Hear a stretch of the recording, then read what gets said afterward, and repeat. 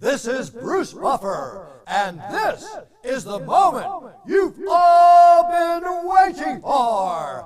It's time for the MMA-Holes!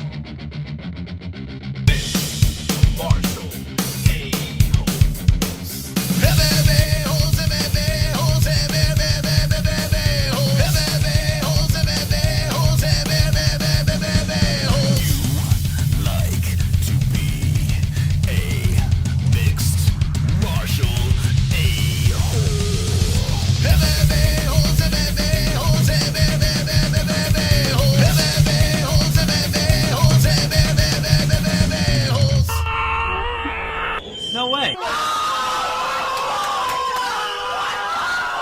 From the Sanofi and DIAZ studios of Arizona, UFC 271 Fight Week, Adesanya Whittaker to Tuivasa preview, and the smiling Sam Alvey will be live with the MMA-Holes.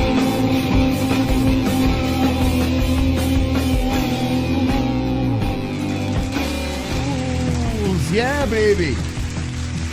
Welcome to the Wednesday show. We are here. We are live. We are wonderful. Wonderful. JBM, how are you tonight? Wonderful, Moss. How are you? I am wonderful as well. Tonight on this flying circus, we got 2 hours of show.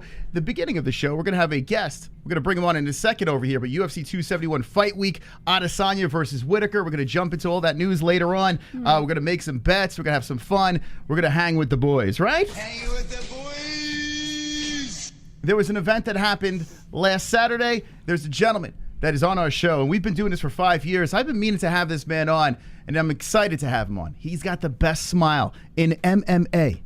Did you know that, Jesse? I thought I had the best smile in MMA, Moss. Well, he fights. He also is a UFC veteran. This man's name is Smiling Sam Alvey. Let's go, baby.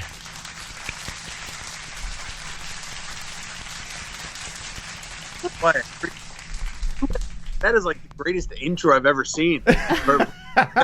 Yes.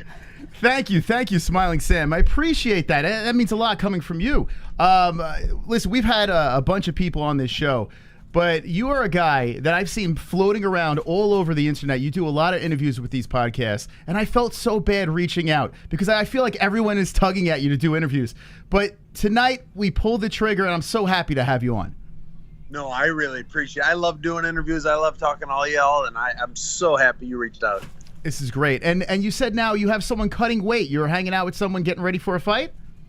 Yeah, my boy Trevor Wells, he fights this Friday, so he's got to cut weight tomorrow morning, and we're just doing a little bit of a pre-cut tonight. So right back into the grind, huh? You don't take any time off. No, shoot, I haven't seen my wife yet. I mean, she was in my corner, and then yeah, I flew home. She flew somewhere else, and then as she flew home, I flew somewhere else. So yeah, we just never get to see each other unless I'm fighting.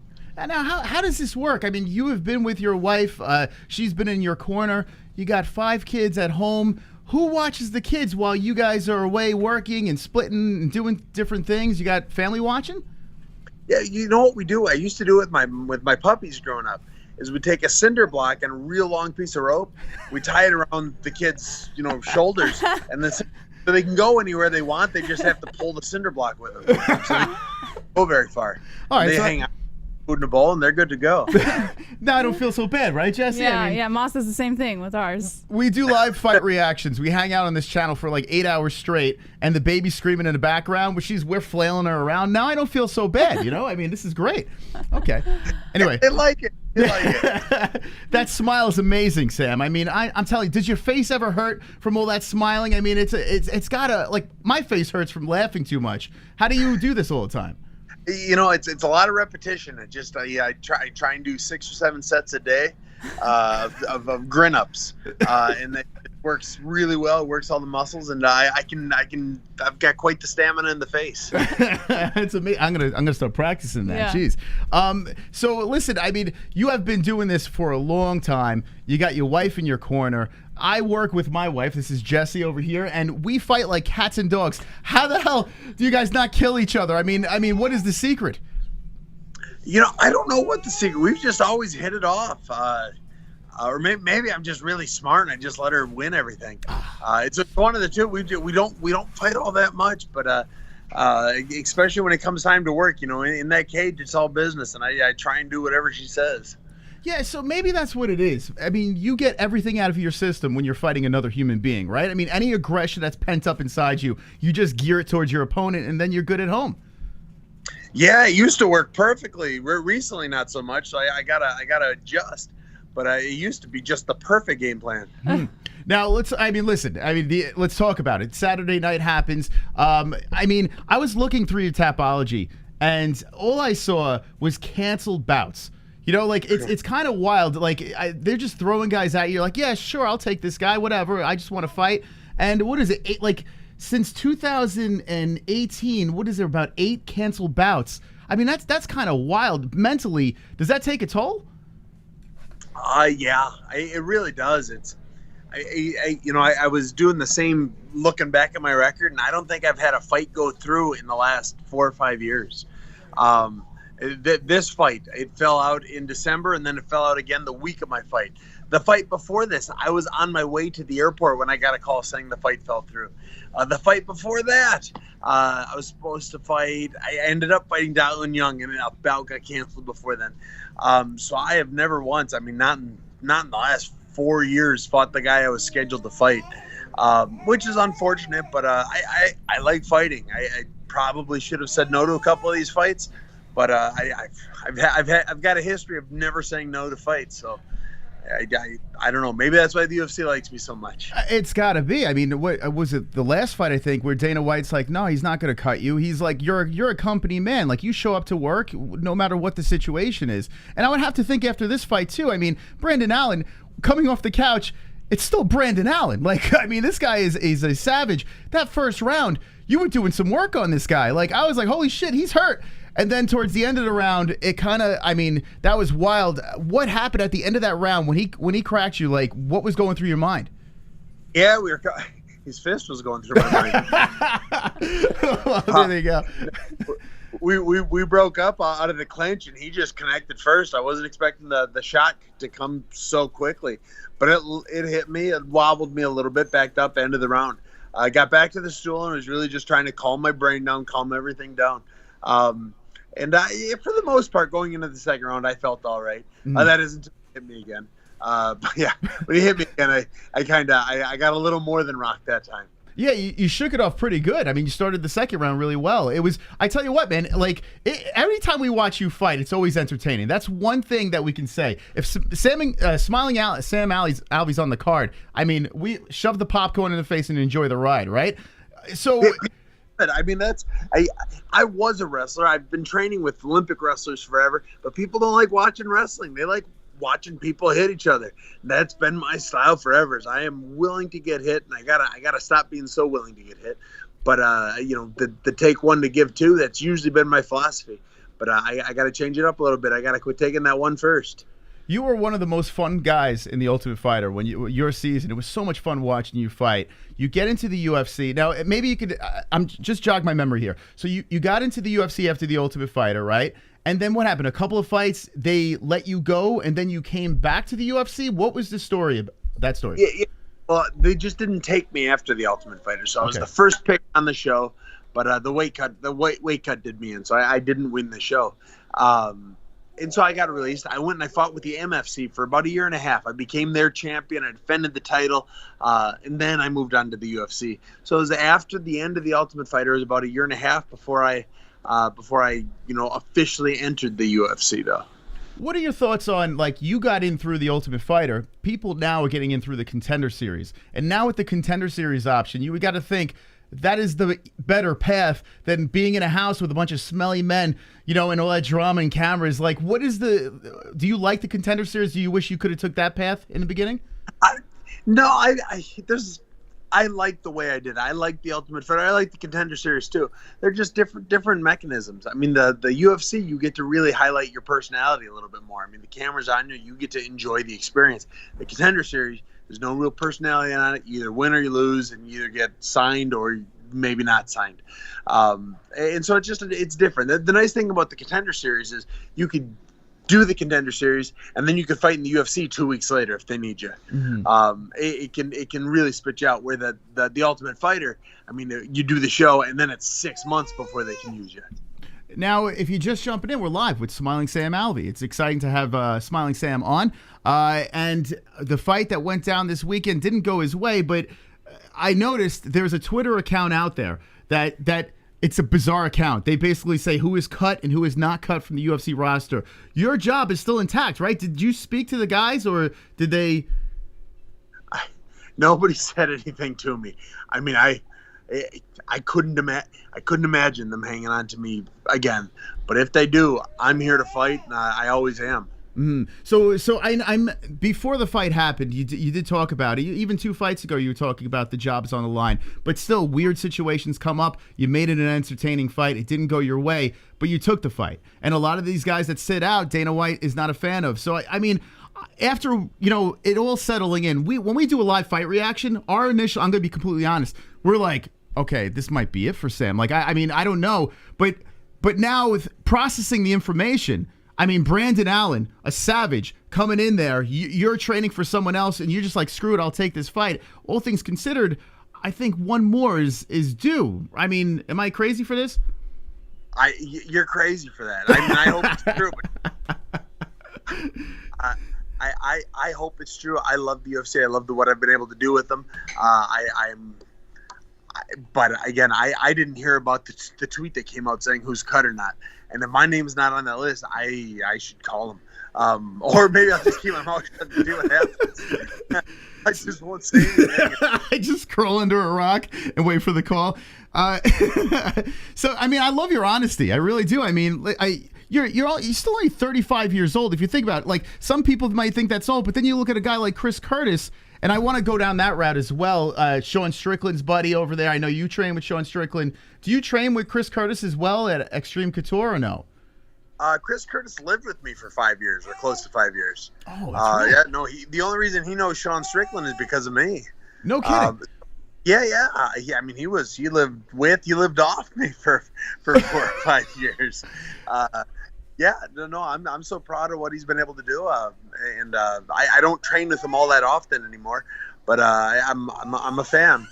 So, you know what? Now that you say that, I remember that we had Chris on a couple of times. He is such a fun guy, like such a good guy. What happened? Like, so he lived with you. He just called you. Like, were you just training together? And was like, hey man, do you mind if I crash at your house? Like, tell me some dirty stories about Chris.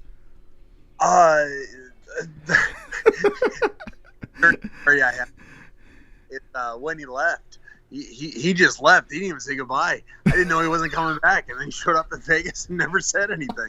So that was that. I mean, he was around for let's see, 5 kids. He's been around for 3 of them. I think he was in my house when we brought Crosby home. And he was there. He was just there. We've been buddies for a long time. I met him at an Ultimate Fighter tryout, actually, and I said, hey, if you come out to Team Quest, I'll give you a place to stay, and we just kind of hit it off.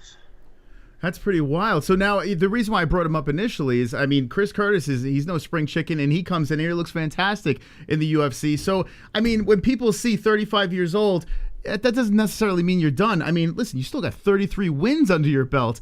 I would have to think that the UFC is probably going to say, hey, listen, it is what it is. It's a company, man. You got choked out. It's not like you're getting knocked out over and over and over again, where it's like getting ugly to watch. You put up a good fight, a guy you weren't supposed to compete against. I'm trying to sell this, man. Yeah, I mean, let's clip this and send it to Dana White right now. Your lips to Dana's ears, yeah. I truly do love my job. I love the company, and I love being able to fight in front of people. You know what? Even the internet. I love the internet people for the most part. They've been real good, but the ones that are mean, man, they're mean. And, I'm sorry, I was laughing. Yeah. Go ahead. Yeah, they get so mean on the internet, but there are plenty more nice ones than mean ones. So I guess we'll see what the UFC does.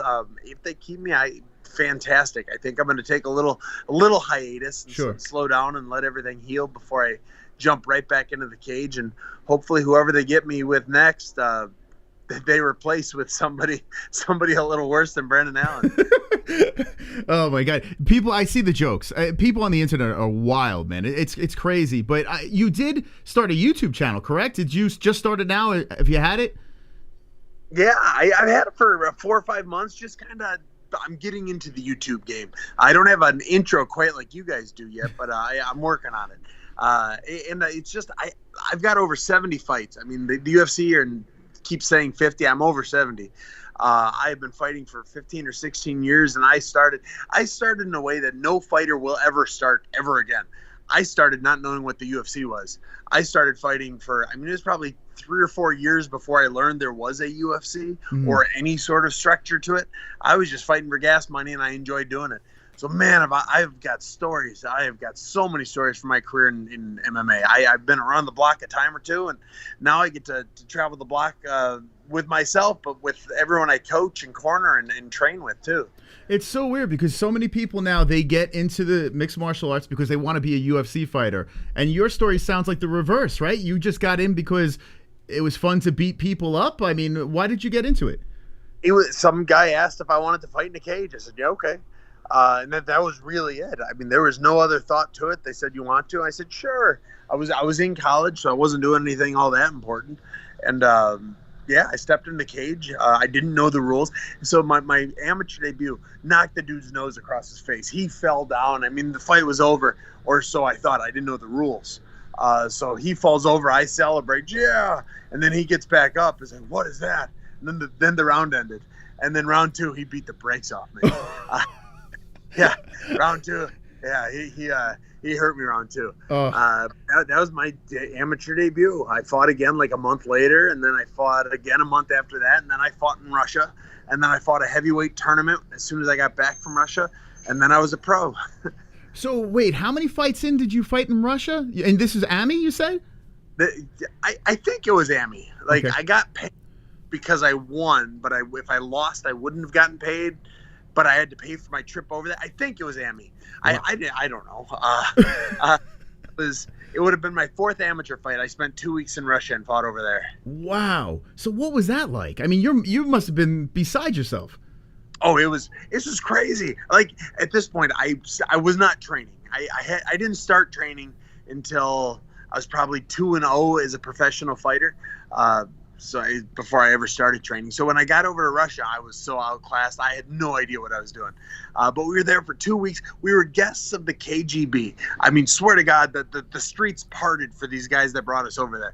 I mean, they had the suit and the tie and the long trench coat and, Das Vidanya kind of stuff. It was really intense for the whole tour. But they put us up everywhere. We had such a good time. And then come fight night, it was in a circus arena, like stage where we were warming up. There were lions and tigers and bears and stuff in cages, and we were warming up right next to them. Oh yeah, we got out to the cage. Now the cage, it was like, you know how the UFC's cage is kind of rubber coated, or it's got that black coating on it. Sure. This cage that we fought in, it was like a playground cage. There was nothing to it, and we were on that thin, like 1/4-inch puzzle mat, and it was on the ground. The ring girls, they were the ones with the high crotch stuff and the feathers coming off their head, and they do the can kind of dance. Mm-hmm. Those are the ring girls. They announced me, Smilin Sam, with a record of 2 wins and 1 loss. And then they say, and in the other corner, big hairy Russian guy with a record of 30 wins, 1 loss, and the title of this. I mean, they went on for like a minute and a half telling everyone how great this other guy was.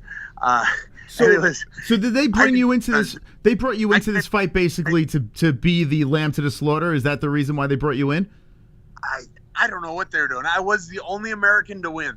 Wow. And the rounds worked is it was 2 rounds unless it was a draw. Then it would go on to a 3rd round. So they're announcing the other guy, and I'm like, what is this? They're talking, they're explaining how good this guy is to the audience. And I look at the guy who's coaching me and say, what is this? I don't know, don't get taken down. Bell rang, and I didn't get taken down. I stuffed every shot this guy threw.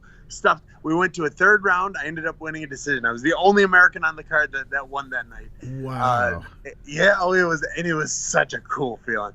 And this was back, I mean, there was the internet, but not like there is today.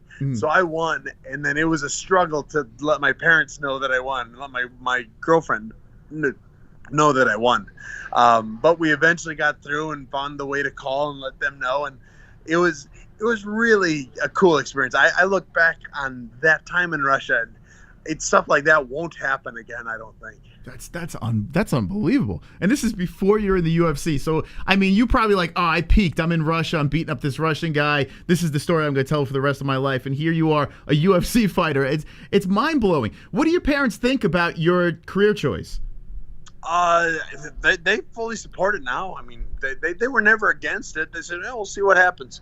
And then I just kept winning. So, I mean, I graduated college. I've got a degree and an associate's degree and a bachelor degree, and I've got other options. And I don't know if I'm pretty sure at this point my days of modeling are going to be over. But other than that, the world's my oyster. I can keep fighting. I can keep coaching. I can keep doing. I've got some experience in some other things.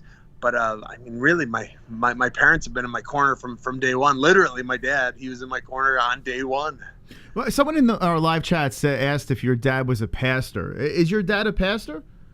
No, I had a grandpa who was a pastor. Okay. My mom's dad was. My dad's a construction worker, or had been. He's retired now. My mom was a realtor. Oh, okay. And I'm, parents are always concerned, right? So was there a point where they sat you down and said, hey, listen, we support what you want to do, but at the same time, are you sure you want to do this? Did they give you that talk, or they just completely? No, not at all. They were on board. Wow. I mean, they really were. So my dad from day one, I mean, as long as I can remember, he had the saying, what is, if you say you can't do something, he'd ask, what does can't mean? And the answer is, the word can't means I don't want to. So there's nothing I can't do, and he has ingrained that in me from day one. So I would know very well if he said I can't do something, we would both know what that means.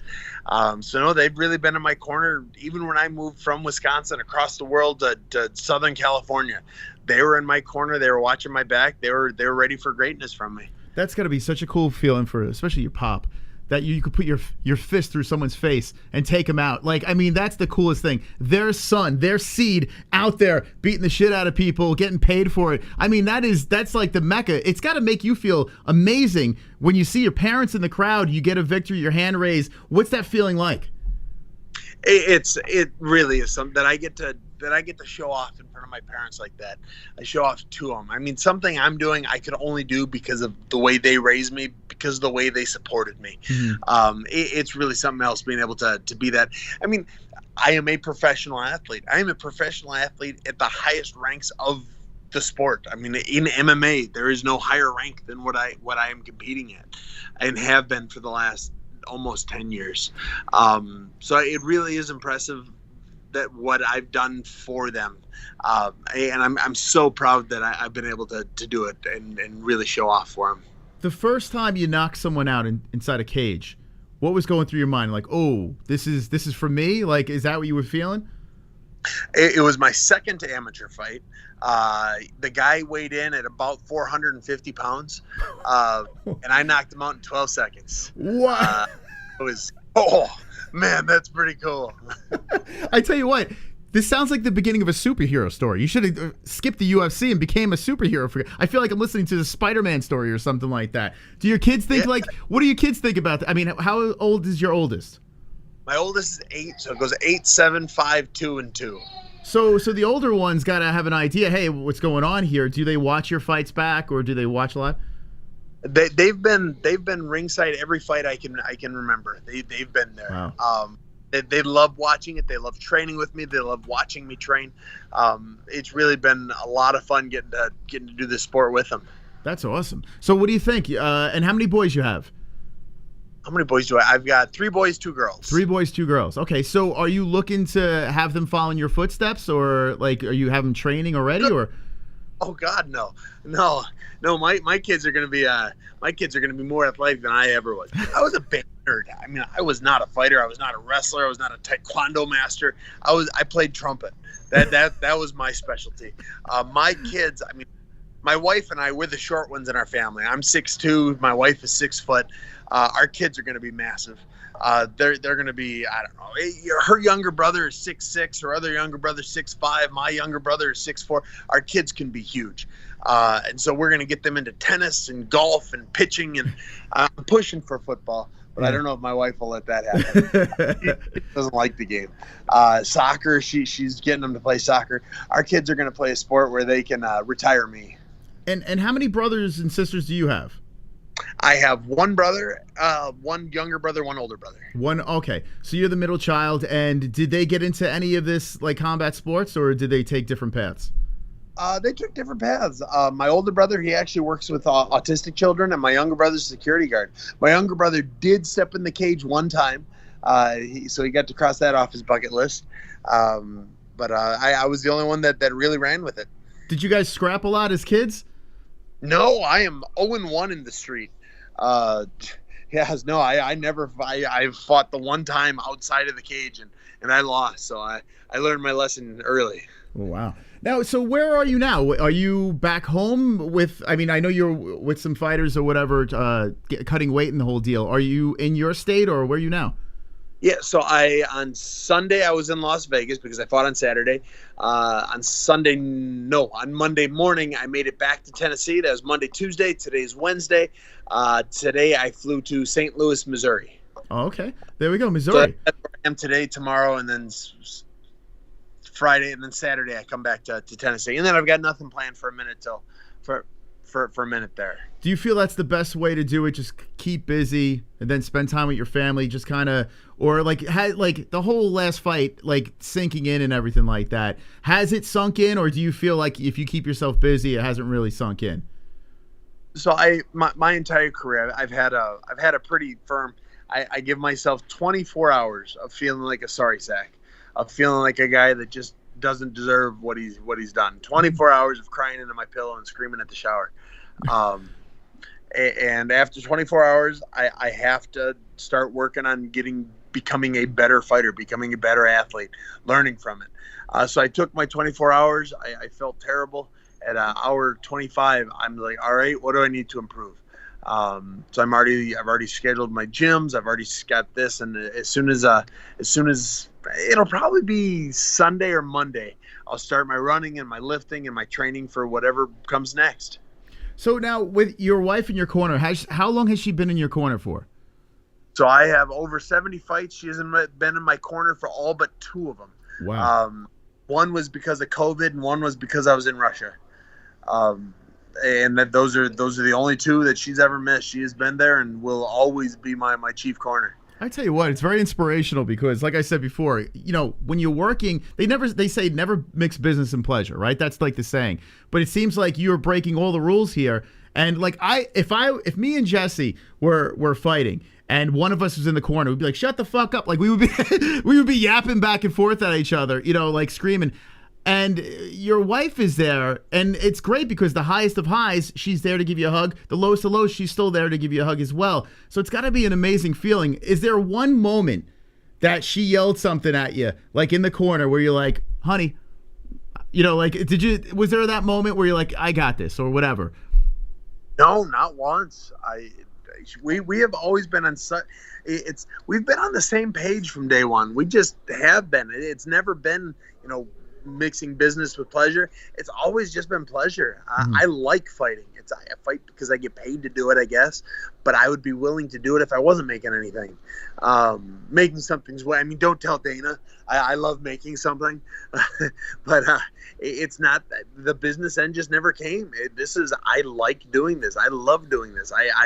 My wife and I, we have created a career around each other, doing what we like doing. Not because have to, but because we truly do enjoy it. How about movies? When you guys sit back and watch movies, you guys agree on movies, or you take turns? For the most part, I'm a much bigger movie guy than she is. Like, I've seen everything. She gets frustrated because I've seen it all, and she hasn't. We get most of our movie choices are similar enough, but yeah, usually she folds to me on what I want to watch. That's nice. I tell you what, yeah, Jessie does the same. She's very good. Like, she lets me pick a lot of the movies. Most women that I've dated, that's never happened. We've always fought. But did you see the new Spider-Man? That's the big question. I went out and saw it opening day, and it was incredible. Amazing, right? Oh, it's just so. I mean, it was as close to perfection of a movie as there has ever been. I mean, it just nailed it. And what would be your genre? Like, if you had to pick one genre that you love the most, what would it be? Action is up there, but I love musicals. Like my favorite 2 movies ever, The Greatest Showman is number 1, Moulin Rouge is number 2, and then The Matrix, the original Matrix, is my number 3 favorite. But I love musicals. Wow. I mean, you can love musicals because you beat the shit out of someone if they ever said anything, right? I mean, if I said I love musicals, I get my ass whooped. Anyway, so musicals, wow, that's wild. So Moulin Rouge is funny. My ex liked Moulin Rouge, and it brings up bad memories, so I got to move on immediately. I could sing every song from that movie from memory, both the duets and everything. I love it. Can you give us a little something now? What's that? Can you give us a little something now? Yeah.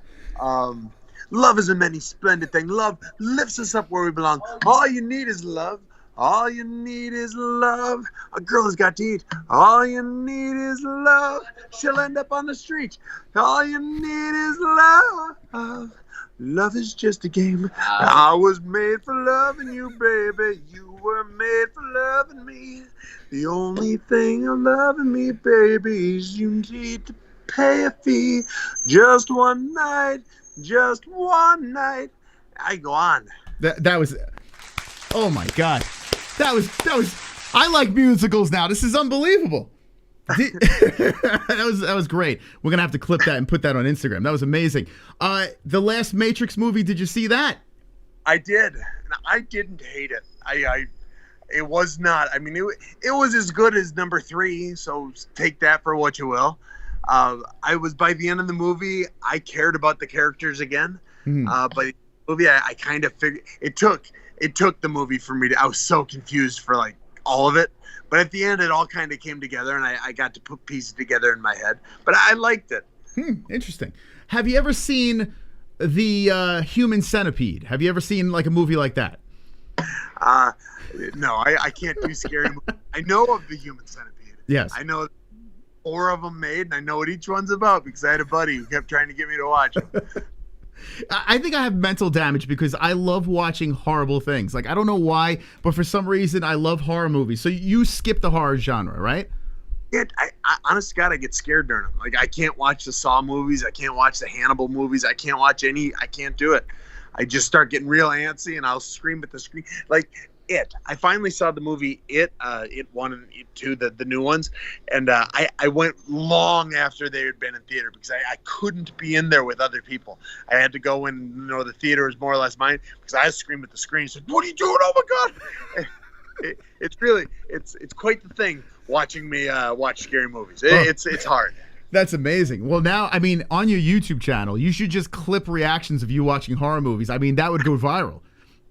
Oh my goodness! I don't know if I could do it.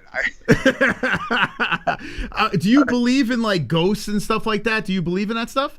I'm open to it, but not really. Like if I was a betting man, I'd say no. But if it is, it is. Well, okay. Well, listen, I had to ask you some silly questions. That's what we do over here. I figure We have one ghost story though. So I was sleeping. It wasn't my last house, but it was the house I got married in, and I was there by myself. And I woke up. It was early in the morning, and there was like a 7-foot tall dude in gym shorts, and it was a wife beater, like standing over my bed.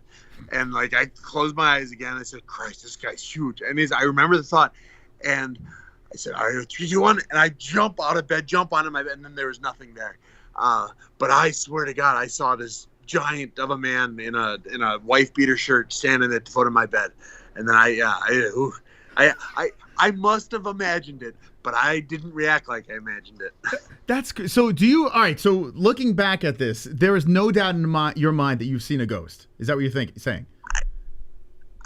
There's doubt, but at the moment there was no doubt. Have you ever dabbled with like a Ouija board or anything like that? No, I'd be willing to. I'd be willing to play with that. But I also know myself. I would be the guy spelling stuff. I'd be the guy moving it on purpose. have it in my power not to be that guy. So basically, if there's a party, you're the life of the party, right? I mean, it's pretty obvious, right? Yes, yeah. If I know the people at the party, I will lead that party. If I don't know the people at the party, by the end I'll lead the party. But I'm gonna dip my toe in and try and learn everyone first. Do you like to dabble in alcohol? Are you a drinker? No, I don't drink. Never did drugs. I work out too much. Like I have drank. I will probably drink again, but I don't remember the last time I did. I don't have any intentions of doing it again. Wow. I always have to work out tomorrow, and if I drink tonight, I can't work out tomorrow. What would be your one vice if there was one thing? I love gambling.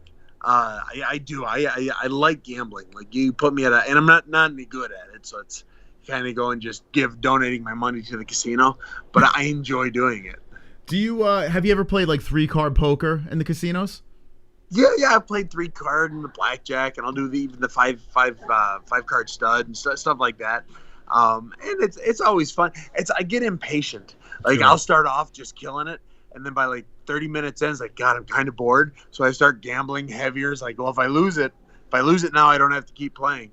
And then I'll lose what I'm willing to lose. Then I'll move to the next game and be excited about that for half an hour until I get bored. What about sports betting? Have you ever placed a bet on yourself? Oh yeah, all the time. So what do you do? Yeah. So before a fight, you're like, okay, hey, I like this fight that just passed over here, which I thought was crazy. They made you such a severe underdog. Did you put money on yourself in this fight? I actually didn't this last one. It's not that I didn't mean to. It's hard to bet on yourself in Las Vegas. Okay. Over the apps, they shut down all the apps. So I'll bet on like Bovada.lv. That's usually where I'll do my betting. But in Las Vegas, they make it so you can't bet online. You have to bet in a casino, and I just didn't do that. What is the best bet you ever made on an MMA fight, whether it's yourself or someone else? Kennedy against Bisping. I made like $500 on that fight. I was just sure, and it made me nervous because it was a lot closer than I thought it was going to be. Kennedy ended up winning, and he was a pretty big underdog. So I put a bunch of money on him, and then the fight was a lot closer than I thought it was going to be. And what about this weekend? Are you going to be watching the fights, or are you going to be checking out like the Adesanya Whittaker rematch and that whole deal? I am. I'm going to be watching all of it. I got my buddy Jared Vandera. He's fighting on the card. He's fighting Andre Arlovsky. He stepped up. I think he took a 3-week notice fight, short notice kind of thing. But I'm always rooting for my buddy, so I'm going to be watching from the beginning. That's a tough fight, Andre Arlovsky. That dude, does he age? I mean, he's constantly going and showing he can win. Oh my goodness, he's incredible. I mean, the only thing that's wearing on him is his jaw. But I mean, even with that, he's won most of his last 7 fights or something, even with a questionable chin. Mm-hmm. So I'm looking at that fight right there. He's an underdog. Jared Vandera. Should we drop some money on Jared? Yeah. I mean, you always be nervous about the short notice fights, but Jared trains year round. He never takes any time off. He's a stud. Will you be in his corner, or are you just gonna be watching from home? I'm gonna be watching because I would like to be in his corner, but I'm here with Trevor, who fights Friday night. Okay. And what about a prediction for the main event, Adesanya Whittaker 2? Do you have one? Yeah, I like both the guys. I know them both a little bit. I've hung out with Adesanya during a couple fights, and then Whittaker I met when I fought Darlin Young. And they're both. Whittaker's about the nicest man in the UFC, but Adesanya I got to hang out with, so he's a lot of fun. I'm picking Adesanya to win, but I would love to see Whittaker hold that title again. Yeah, I mean, they're both nice guys. Adesanya, though, I got to ask you this question: the titty gate, his nipple. What's going on with that thing? What's the deal? I don't know. I don't know. I know Sean Strickland knows. I saw his interviews. I was like, my God. So this was Strickland. He's the main event of my card. So after we weigh in, we all go and we have the fighter meeting where either Dana White or Sean Shelby or Mick Maynard come and give us a pep talk. Say, go knock somebody out and win 50 grand. So Shelby gave his speech, and then the USADA guys came, Jeff Novinsky and Donna well, I don't remember Donna's last name. I should. I like Donna. But anyways, they came in and they're giving their spiel about, hey, you know what? It's not that you guys are cheating ever. It's that you're not updating your stuff. So please update your stuff. And out of nowhere, Sean like raised his hand. He said, well, what happens if, and then he just started going into about, I mean, it was so out of place. I mean, it had nothing to do with what we were talking about, but he just started ripping into Adesanya. So this is like behind closed doors. Like at a serious thing, there's no real audience there. It's just like you're amongst like your peers, and he just starts ripping into Adesanya. Out of the UFC uppers, like the guys that could make the match, weren't in the room. This was just USADA guys.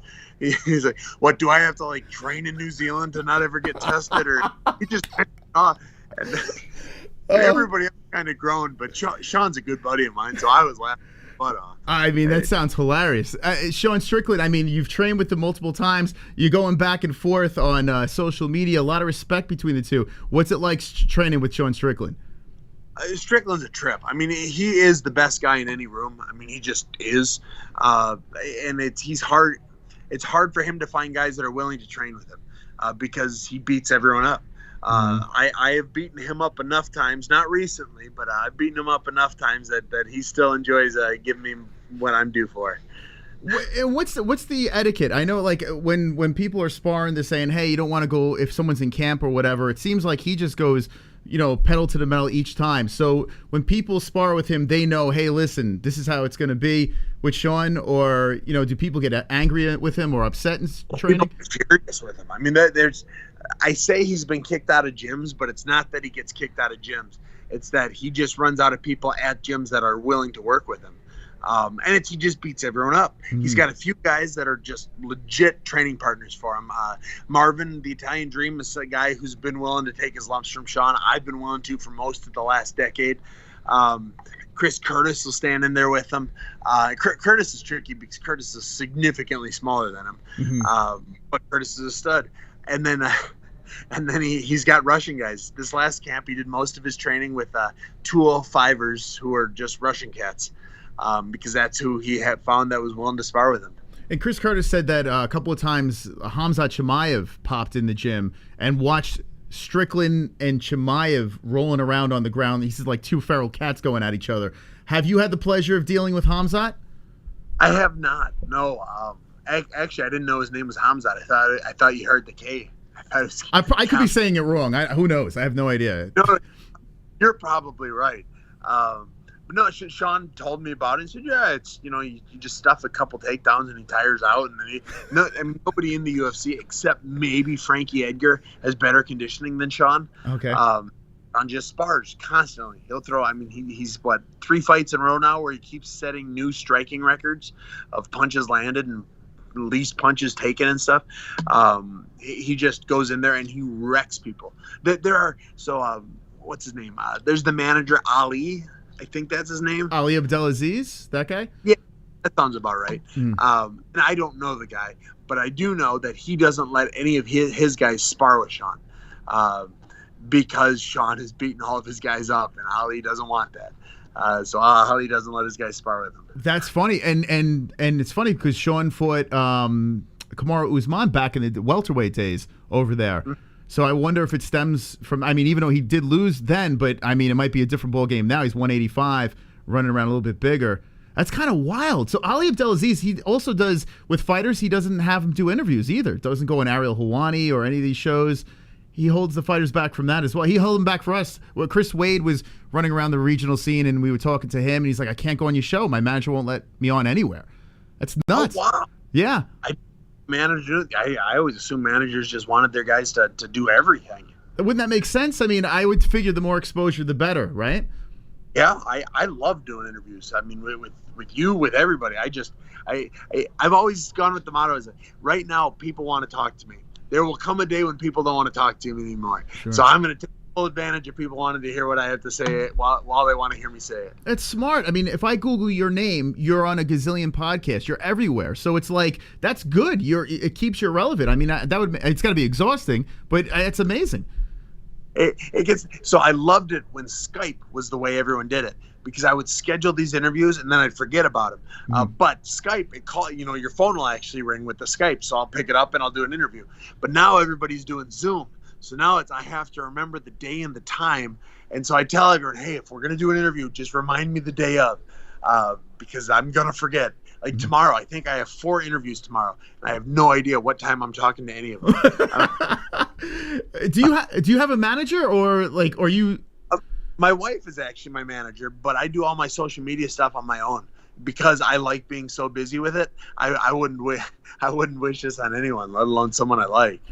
And it works. I mean, think about this. Your wife is your manager. You're in the UFC, right? Yes, you're on a little bit of a skid right now, but still, you're still in the UFC. At this stage of the game, knock on wood, you're still there with your wife as your manager. So no cut goes to a manager, right? It stays within the family. It's amazing. Yeah, I always joke, it was the most severe contract I've ever signed. I mean, every time I fight, my manager takes 100% of whatever I make. It's really contract. And who does the laundry at home? Do you split the duties? She does most of it. She doesn't do mine. I don't want her to touch mine. Mine's all. I just wear gym clothes all day, so they're all smelly and sweaty and nasty. So I do my own. But for the most part, she does all. I mean, we have 600 kids. She does all the kids. She does her. She does most of the laundry. I try and help her with at least not having to do mine. With the wife in the corner, there's got to be a lot of freaky time before the fights. Like, do you restrain from that stuff, or do you get a little freaky before the fights?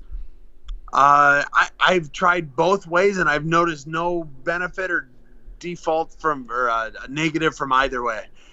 So it's kind of, if it's a big weight cut, it's a little harder to do everything I might otherwise want to do. I see.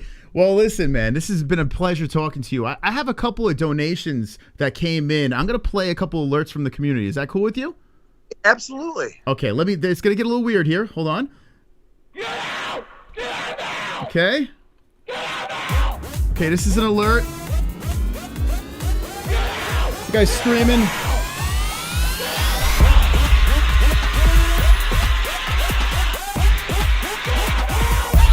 Wow. Okay, this is a crazy donation. It's from D-Rest. Smiling is a hole. So he says that Smiling is a hole. You are officially an MMA hole right now. How you feel about that? I'm honored. I've spent most of my life trying to become a hole, and you guys have done it for me. I got 2 more coming in here. This is from Kainoto. Okay, let's see what we got here.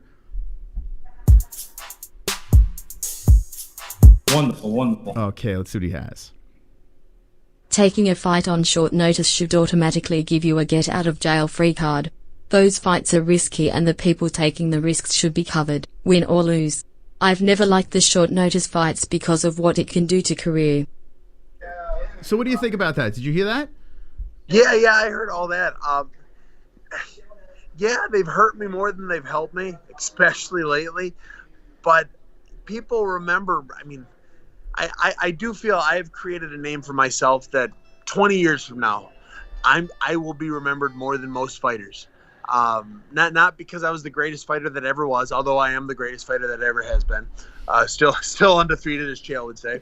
But I am the guy. I have never once said no. Over 70 fights, short notice, long notice. I fight anyone and everyone on a day's notice. I fought Jim Crute on 10 days notice. I was in Canada cornering Chris Curtis, actually. 10 days, I got the call saying, hey, you want to fly to Australia and fight Jim Crute? I said, all right, let's do it. So Curtis fought the next day. I flew back to the States, and then I flew out to Australia. And that's just the kind of fighter I am. And apparently Brendan Allen is too. Power to him. He stepped up and helped me out in a big way too. That's amazing. We got one more coming in over here. Okay. Wonderful. From Pulse Reloaded. I don't mean to sound racist, but Sam Alvey is the whitest person in history. He's like the personification of Salt Lake City, Utah. Next to him, Chris, you look like Charlie Murphy. He's on a losing streak, but like you said, he's competitive. Keep him UFC. Okay, well, the ending was nice. What do you think about that? Can you see my hands? Oh, I wanted to ask you about that. Yes, is that tanning? What you were like a black and white cookie. What was that?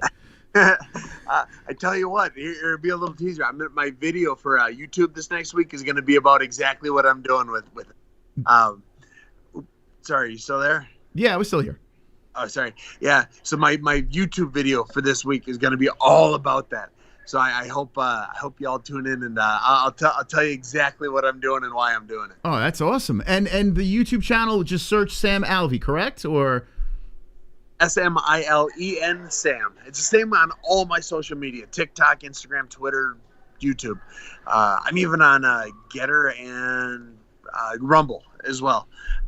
So I do all of it, and it's Smilin Sam on all of it. That's awesome. Hey, listen, we just subscribed today to your channel. I can't wait to see your content in the future. The TikTok video that was on your Instagram, I almost started crying. It was all emotional with the music. I mean, Jesus.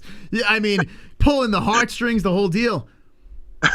I finally figured out the TikTok algorithms. I figured it out, and I love TikTok. I have so much fun on there. That's awesome. Well, listen. Oh, we got one more slipping in here, and I'll let you go. I appreciate the time. This is from Clayton Fitzgerald. Wonderful, wonderful. And Clayton says this. Hey Sam, love what you've done for the sport of MMA. I have a question for you. Izzy is fighting Rob in a few days. Do you think Izzy is on roids? Look at his chest. I don't know how you want to handle that. I'm gonna trust USADA. Whatever USADA says he's clean with, he's clean with. Has anyone ever asked in the gym, in the locker rooms? I mean, you've been around the game for a while. Has steroids circled around you where they're saying, "Hey, this could enhance your game"? Anyone push it on you? No, not on me.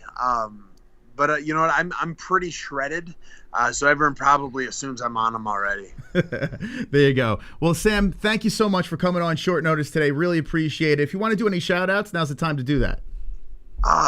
Big one is follow me on social media, guys. YouTube's the one I'm really pushing right now. I'm going to have a lot of fun with it. I'm going to be doing some charity grappling matches here in the next month or two. And I'm calling them Submit Smilin Sam. And I'm going to be all over the place, rolling with different gyms and just having a good time with it. So please follow me on YouTube, TikTok, Instagram, Twitter maybe, but Instagram and Twitter I love.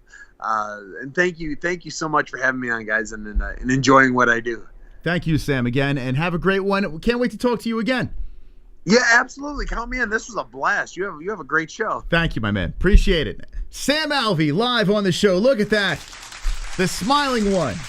How about that? Sam Alvey coming on the show. That was amazing. What did you guys think in the chat?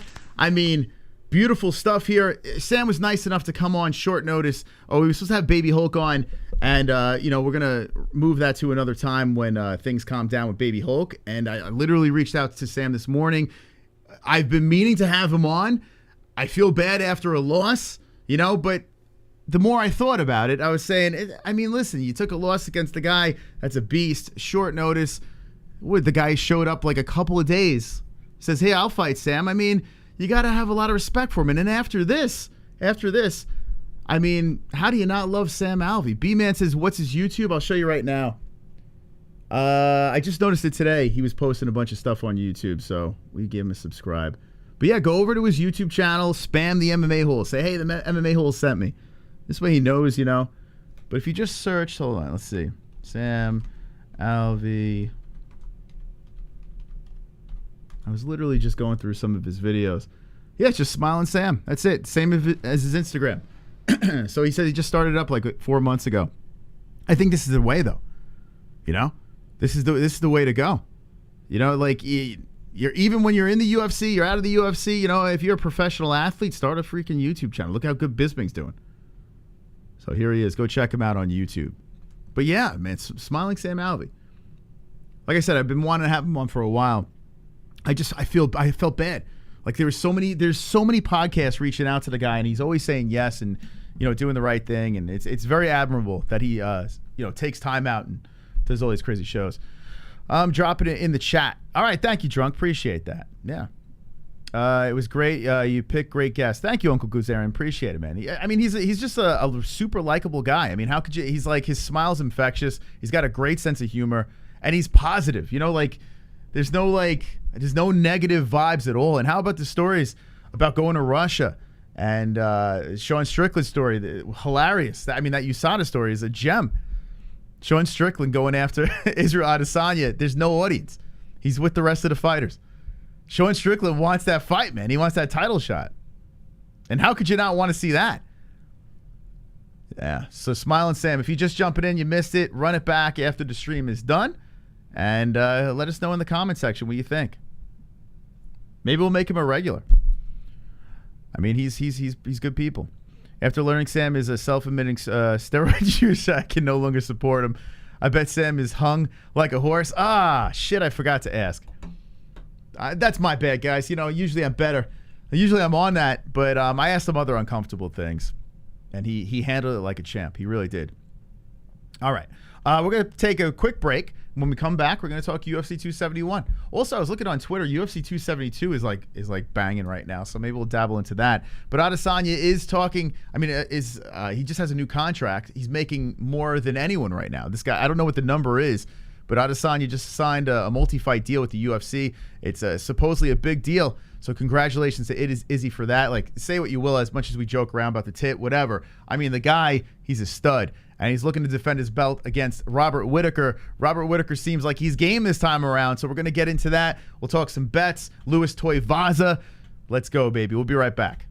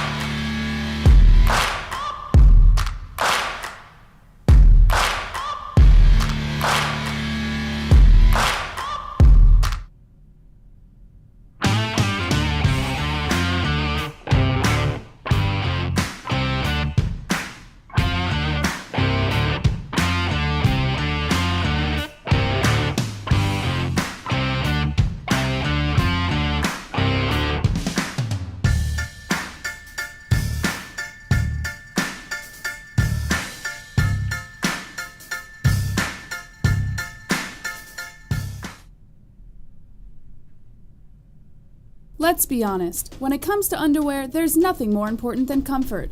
Why empty your pockets for generic underwear that loses comfort, quality, and style when you can slip into a pair of Sheath and get even more out of your daily wear? With Sheath underwear, you can treat your jewels like royalty as they are given their own private sanctum, keeping them secure and you in a state of bliss. Get 20% off Sheath now using promo code MMA-Holes. That's MMA-HOLES with the link in the description below.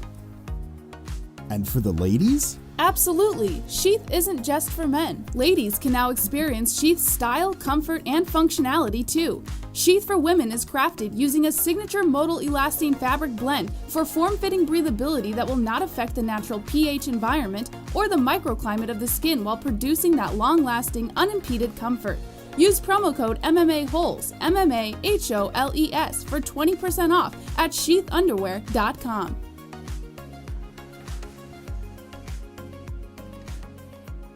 All right. Shout out to our sponsors. Thank you to our sponsors. Thank you to our donators as well for keeping us alive and flowing here on the MMA Holes. We just had Smiling Sam Alvey on.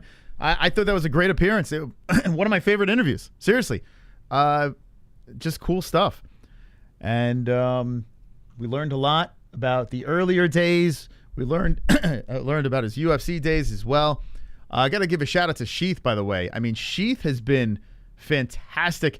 Their underwear is the most comfortable fucking underwear. I should have told Smiling Sam if he wants to really smile, use that Sheath. I don't know. It's like a game changer. I used to wear this underwear, like this cheap China stuff that we would just order on eBay and just get like a pile of it. This stuff, I never realized that underwear can change. Change your life. So shout out to Sheath. Get that discount before it's gone, man. 20% off. Promo code MMA-Holes. Let's see. Okay, let's look at this card over here. So, yeah, Arlovsky's on this thing. So Smiling Sam's buddy is fighting in short notice. Jared Vendetta, the Mountain, is fighting Andre Arlovsky. He is a plus 150 underdog over here. He is coming off a knockout. So let's see if he could bounce back in this win over Andre Arlovsky. Andre Arlovsky is, Jesus, he's almost my age. It's 43 years old, but still doing it. Still freaking doing it.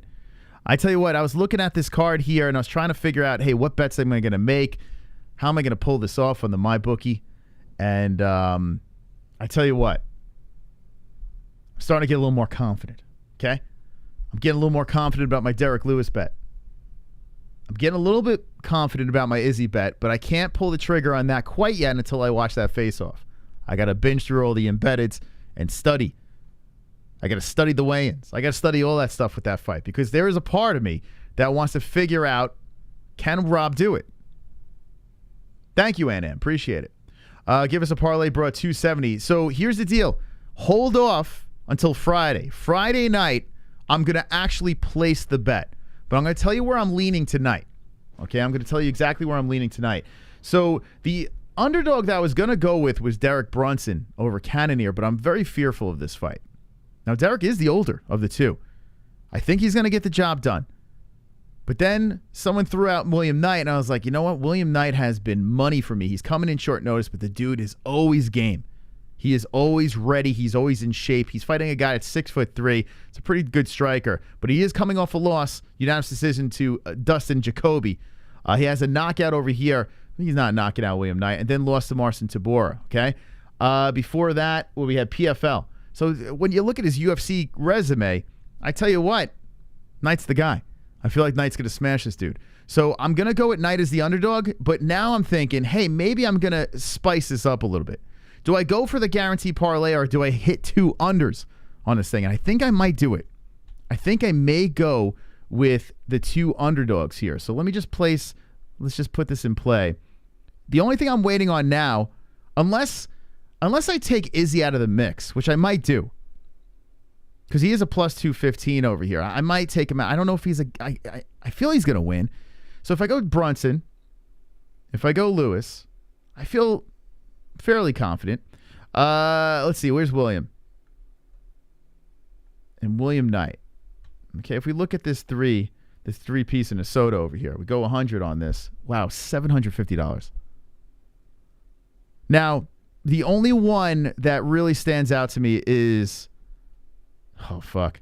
I kind of want to place that bet, is the Adesanya fight. I mean, the Brunson fight. I feel like, listen, any fight can go wrong for me, but I'm not completely convinced on Derrick. I went against all 3 of your parlay picks last week. Didn't work out for me, says Brewster. Yeah, I hit listen, that was like legit the first parlay we put our money where our mouth was last week, and bang, we're 1 for 1. So we're going to try. I'm not a parlay guy. If I stick to what I'm doing, if I do the slow play game and bet straight up each fighter, yes, you don't make as much, you don't get that big, rush at the end of your parlay, but you still come out plus. Because we're up $600 on there, I'm going to play around a little bit now. See what happens. Throw a couple of parlays together and see, see what we could do with it. But now I'm gambling, let's be honest. Blonde Brunson is deadly, says the Sonosi. So are you going? Listen, he's undefeated as Blonde Brunson. And he looks like he's in pretty good shape. Now, Cannonier is scary. He's a scary human being. We shouldn't really dismiss Jared Cannonier. He's coming off the loss. Looked pretty good against Kelvin Gastelum. Before that was the Robert Whittaker fight, but we all know Robert Whittaker is pretty damn good, And actually, let's be honest here. Whittaker did fantastic in that fight. Let's see. Got Hermanson win. Come on, Jack. Knocked him out. And listen, knocking out the Joker, Sean Strickland couldn't do it. Anderson Silva knocked him out, but Silva, a little longer in the tooth. But that was a fantastic win for Cannonier. And David Branch. Okay. David, is he a PFL? Who picked up David Branch after this? I can't remember. Or was he fighting in 1 or something? I can't remember where Branch went. He's another Ali guy, I think. Yeah, I kind of all right, you know what? I'm going to stick with it. So I'm pretty sure going into this. Now, let me look at the rest of this card. I might swap Izzy. Not for Whittaker, but I might go somewhere else on this thing. Let's see. Who else stands out? Moicano Hernandez. Olberg Charant. Okay, let's see what we got here. Fabio Charant. Now, I'm curious what they're going to do with Charant because Charant came in twice. Alonzo Menafield, short notice. He came in on William Knight, short notice, and got smoked both times. Charant is a former CES guy. Has not had one win in the UFC, and he is the underdog. Now we have Carlos Olberg, who just got Inchakwu. Let's see what's the size on this thing. 6. Wow. See, now, I got to be honest with you. I kind of would rather go Olberg than Izzy, and I think we'd make a little bit more money on that one. I might not go on the main event. Maybe I'll do a side bet on the main event or something. But all right, let's get out of this. Let's get out of this. I want to find a way. Like my Wednesday parlay, what I would advise on a Wednesday. All right, so we're gonna go Knight. Where is that other fight? Here's the Charant fight. We're gonna go. Whoa, they have him as a -260. That's a whole different ball game. All right, forget it. Actually, it's still better than Adesanya. Okay, let's go back into it. So, where are you? All right, so we're going to go Whittaker. Oh, hold on. We're going to go Brunson. We're going to go Lewis.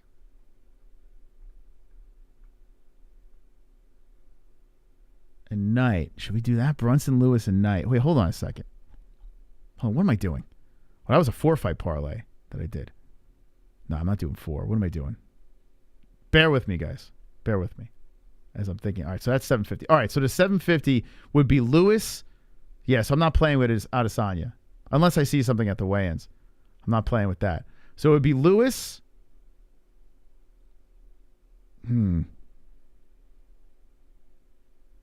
Should I boot Lewis? Hold on a second. Let's take Lewis out. Okay, we're going to take Lewis out.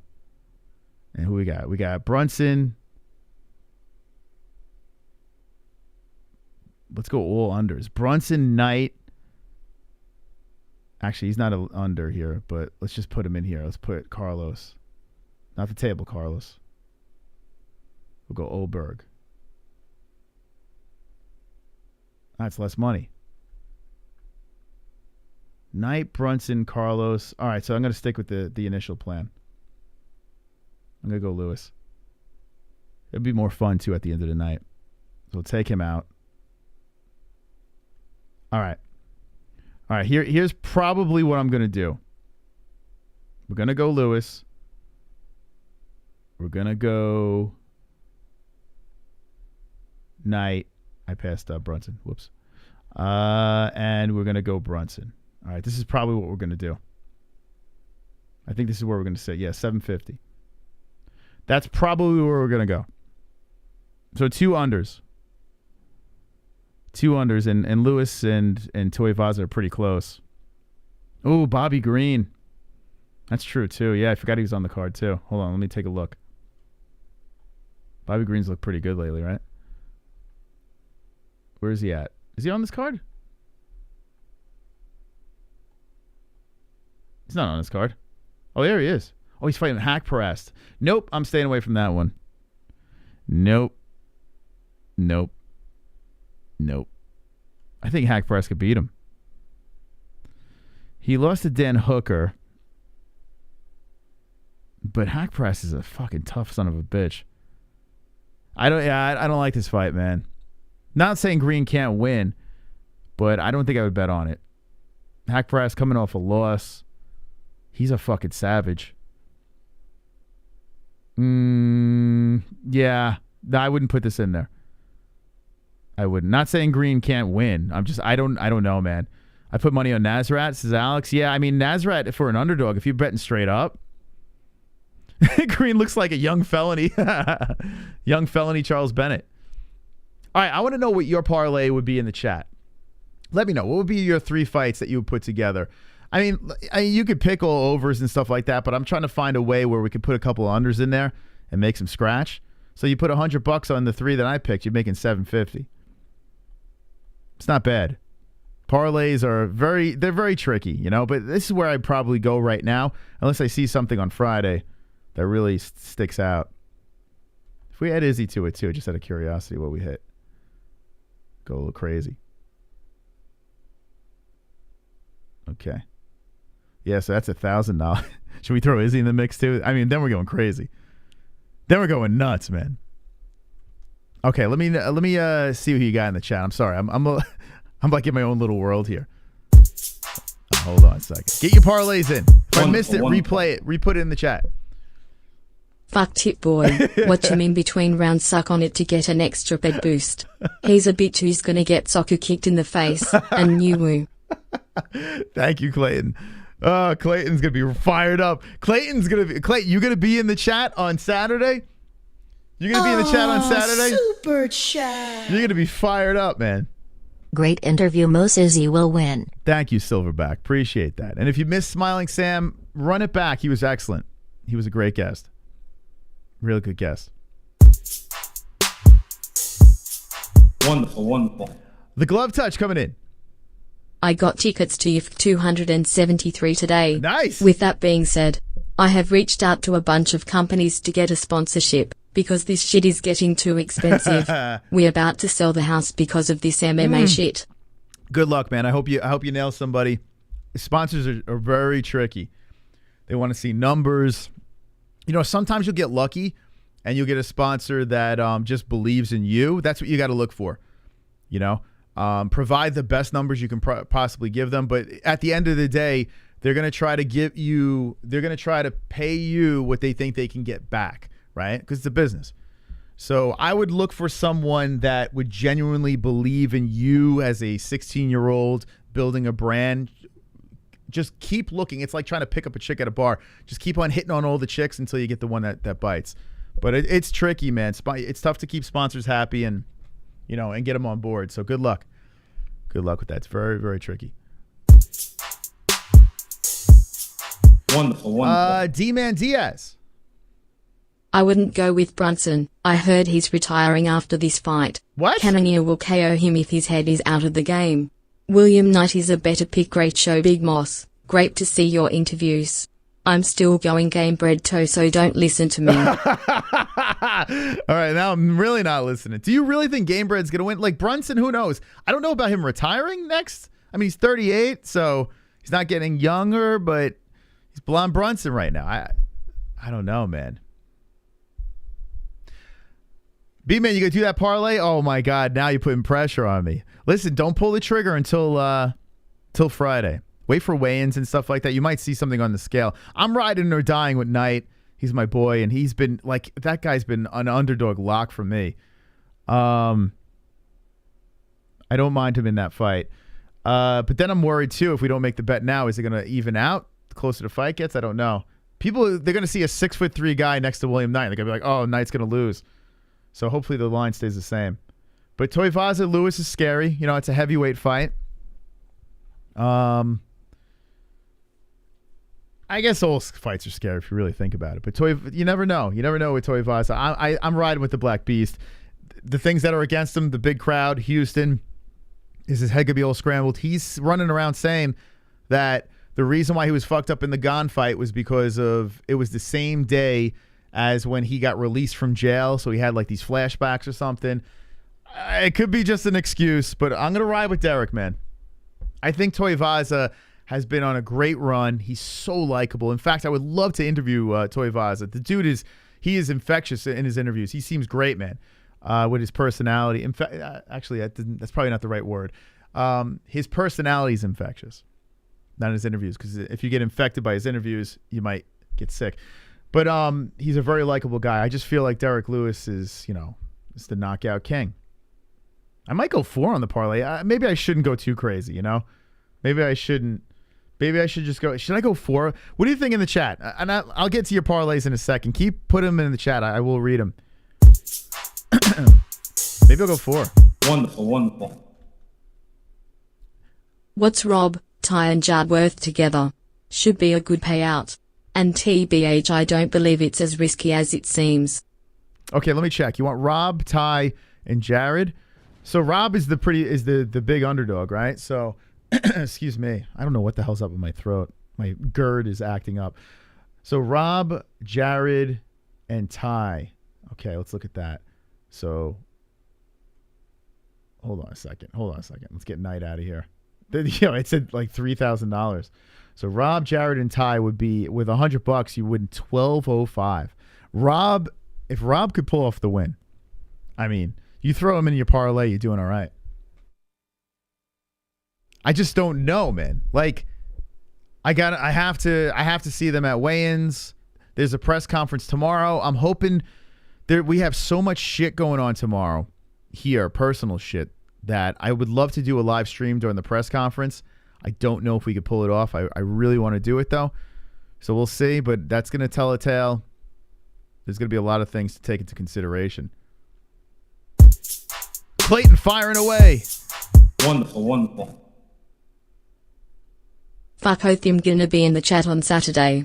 I'll also be watching the fights live too, obviously, while yelling at my screen. Breezen said he's only having 2 more fights no matter if he loses or wins. He said that at the media day scrum. So what does he want to win this? And then he figures he'll get a title shot next or something? Wow, 2 fights left. All right, we'll see. We will see. I didn't hear that, but that's interesting. If that's true, that is pretty interesting.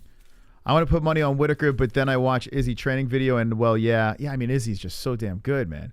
And his tit is flopping like crazy, man. You don't know. He's got the power of the nip, the floppy nip.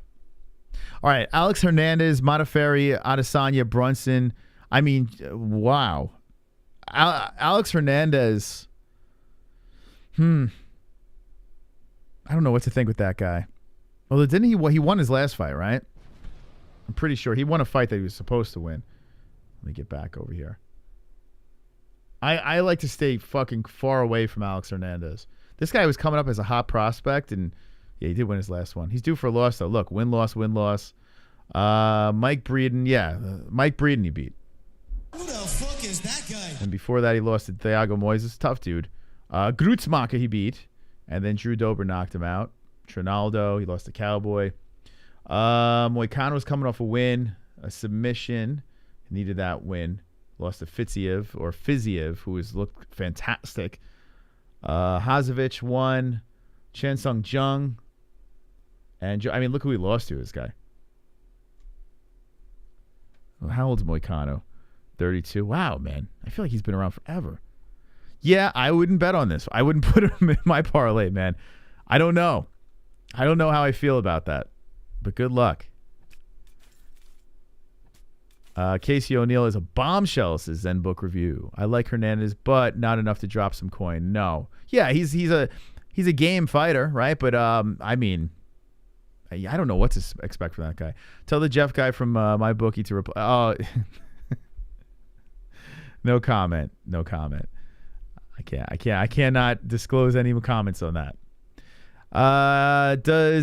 We've had a pleasant interaction with him, but he does take a while to respond. Does it surprise you that you can bet on yourself in the UFC, but in baseball you get banned? Yeah, it's wild, right, Gordon? That's pretty crazy. When Smiling Sam came on, he was talking about how he openly bets on himself. And honestly, you should be able to bet. I guess it's different. Well, actually, no. Because you can go in there and throw a fight, bet on the other guy. Right? Just put a boatload of money on the, like, if you're getting a big purse for a fight, like, say you're taking a fight on, like, short notice or something, or your opponent's on short notice, right? You have really nothing to lose in the fight.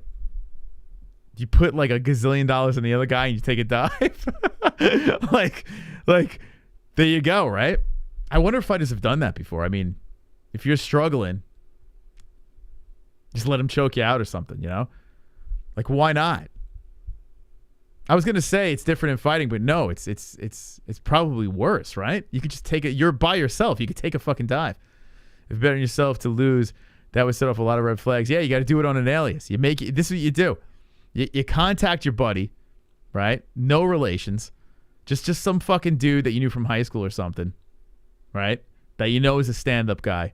You contact him. You're like, yo, listen, throw your whole fucking life savings against me. I'm about to get choked out. Right? Who's gonna know? Unless your buddy's a rat. Like, who's gonna know?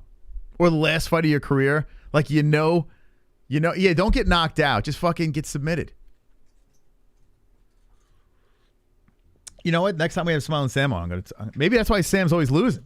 Maybe, maybe he's betting against him. You know, maybe he's not losing on purpose. I mean, he's losing on purpose. You know, who knows? That's crazy, man. Yeah, Jesse's back. What's up, Jess? Jess, what do you think about this? So, by the way, I don't know if you heard the rest of that interview. Were you listening at all? No, I had to turn it off because... Run it back. He's a great guy. Great guy. So Sam says he bets on himself with fighting, right? Mm-hmm. Like he said, I asked him if he has any vices, and he says gambling would probably be one thing that he would throw out there. Like if there was a vice, it would be gambling, he said, mm-hmm. right? He probably doesn't have an incredible addiction, but that's what he says he likes to do. So you can't really bet, like if you're an athlete, you can't really bet on yourself in baseball. You get in a lot of trouble, right? But in fighting, you can. Okay. So what's to stop you, right, from just losing? Right? So say if it's your last fight of your career or something, or if you take a fight on... Oh, like if right? you were to bet on yourself to lose as an under? Just put a shit like you're Maybe that's what he's doing. Yeah, that's what I said. Maybe we're onto something here. Maybe we figured it out. Right? I mean, I don't know. Jesse, why you turn... Yeah, Jesse doesn't like to listen to our show. I have to turn it off because when I can have it on through the bath and stuff, but then as soon as it's time for her to go down, I have to turn everything off or she won't go to sleep. Yeah, she's not a fan. But, I mean, I would do that. I would bet against me. Get choked out. Wonderful, wonderful. It's your last fight of your career, so just do it, you know? My parlay is Knight, Ty, Brunson, and Rob. I chose Ty cause Jano got a feeling plus that age difference is huge. Gonna root for Knight. Blonde Brunson got dem Randleman vibes. Rob, I like him and I'm admit bias on wanting him to win. Bold parlay for S. I tell you, it's gonna be a good payout. That's definitely gonna be a good payout. What do you say? Knight, Ty, Brunson, and Rob. Wow. That is Jess, I'm thinking about going 4 fights in this thing. How confident are you that Izzy's going to win? I'm going to leave that one on you. I'm pretty against Whittaker. I mean, after seeing what he put money on it? To him the first time around, yeah, I'm pretty confident. All right, so but I am not the person to ask, especially if you're putting money down. Because here's what I got. Listen to this parlay, okay? Hold on. Actually, I want to look at yours, Sinosi's. So what does he have? He has Knight. Hold on. Let's go. He got Rob. Rob is a mega one right there. So Rob, Ty Tuivasa, Brunson. Who else? What else did he say? Brunson, Ty, Rob, and Knight.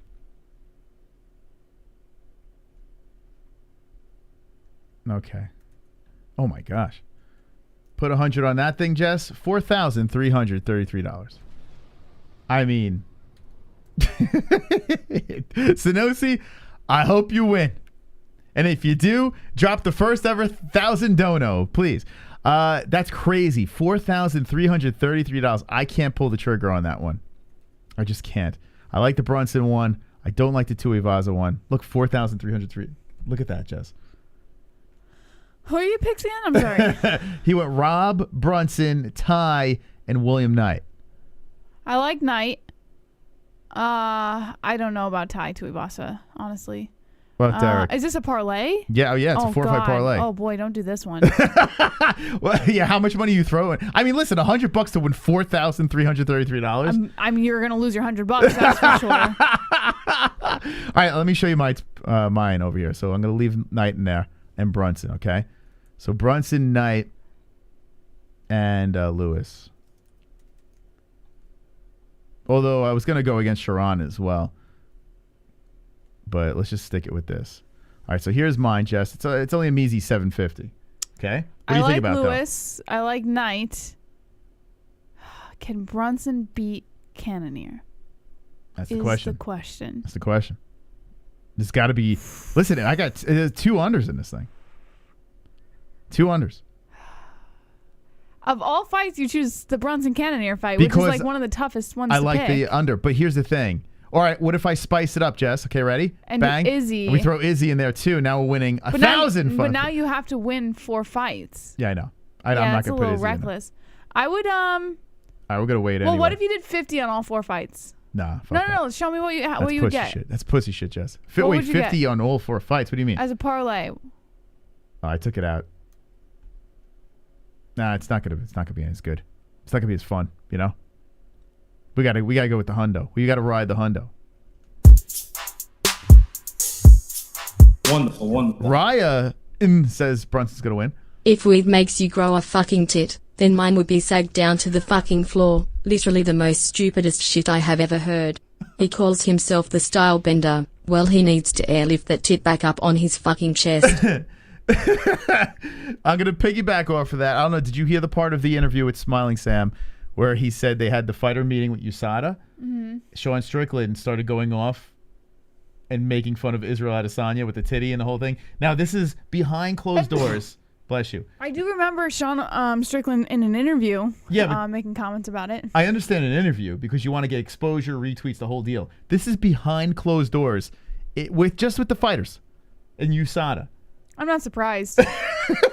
The guy is a loony. He's a freaking, and I love it, man. I love it. Sean Strickland. He is next. He's on my radar. We got to get him on. Okay, let's get into some news. I'm fixated with this parlay. I want to go 2 for 2 with it. Make sure you guys hit the like button. If you haven't done so, you are useless to us. So hit the like button immediately. We'll be live again Friday for Fuko Friday. We have our circus show. It's going to be magnificent.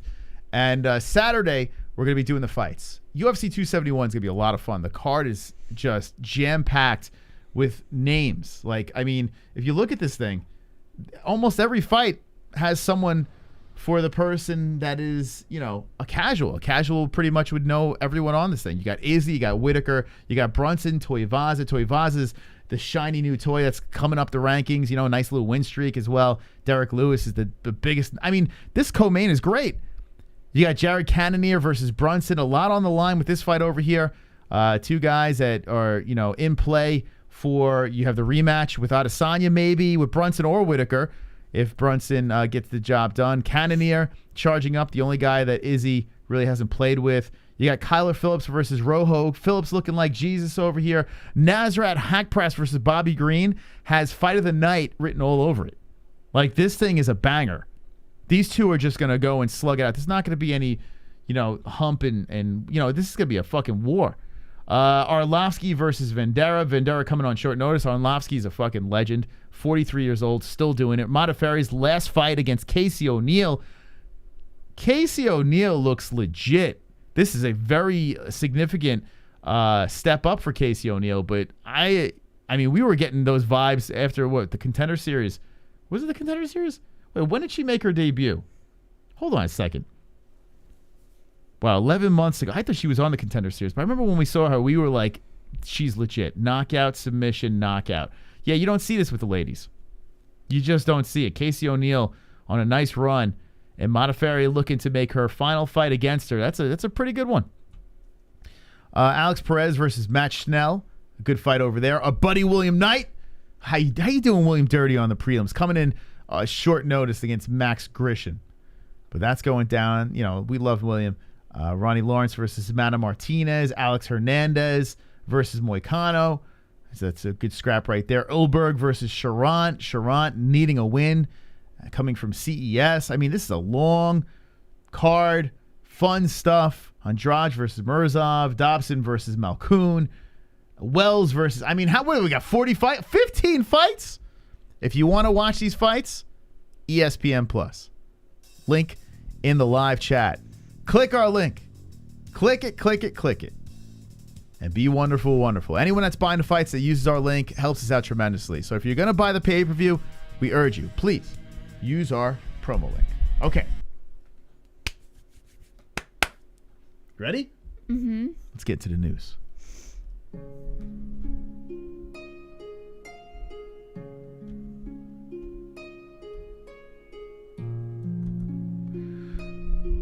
It's time to zap into it. I love you. Jesse, Yes. deliver what the people want. Dustin Poirier says that Justin Gaethje has to knock out Charles Oliveira. Wonderful. Okay. Do we have any stories on UFC 271 that we can jump into, or? Israel Adesanya. First, at least. Actually, I'll talk about Derek Brunson first. Oh, Izzy's boobs in the chat. I sent you guys a little chocolate. Arriving sad. No way, Moss. This is Joe Sada in the Discord. Okay. Okay? I don't know if you remember. We were a little drunk, but I was talking about Joe Sada. He drops, like, pictures of... He has a company where he makes, like, chocolate-covered strawberries and cookies, like these fucking delicious-looking treats. Oh, that's cool. Right? And I asked him if he sells, statewide, and he only sells, locally. But he found a way That's cool. to send us some treats, and I'm Let's go, baby. excited. All right. Well, listen. Are we going to be able to get to the box on Saturday? I hope so. Well, when it comes, we have to get it immediately. All right. We have to. All right. So I'll go get it if you want to stay home and... You might be getting it while we're streaming. We'll see. Hopefully, we can get it. All right. Let's do it. That's awesome. That's freaking cool, man. Thank you. That is fucking cool. Wonderful. Clayton.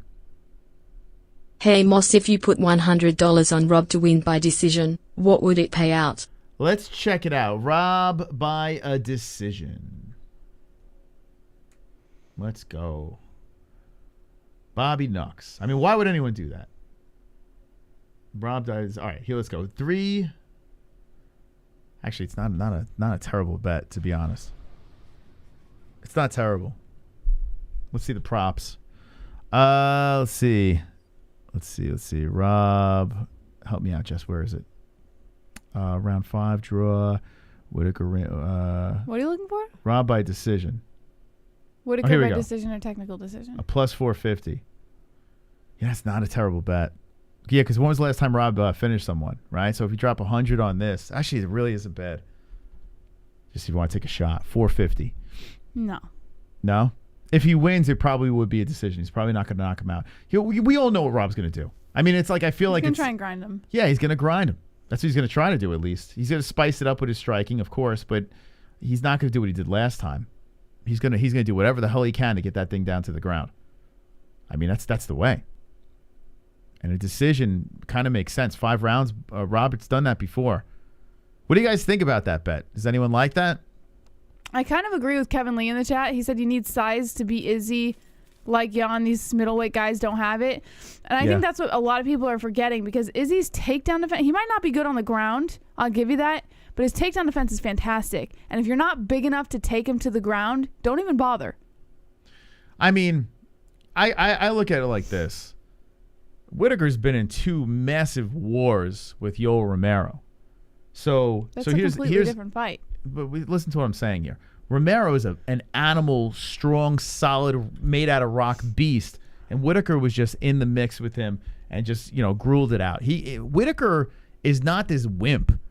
You know what I'm saying? Like, I'm not saying that, but Whittaker doesn't have the size advantage if he's trying to take Izzy to the ground. Yeah, size definitely helped Blachowicz. There's no doubt about it. But Whittaker can grapple. He of course he can. And look what he did with Kelvin Gastelum. Like, Gastelum is a guy who's, he's a tough guy. He's got wrestling as well, and Whittaker was kind of ragdolling him. You know what I'm saying? Gastelum was another one that... Gastelum is tremendously shorter than Izzy. Okay, but what I'm saying here is, Gastelum did some work to Izzy. Fucking Yoel Romero scared the living shit out of Adesanya, right? And Bobby Knuckles been in there, beat both those guys. This guy is capable. He's definitely capable of being. You're taking a fight Adesanya. in Gastelum that was practically stand-up the entire time. Why?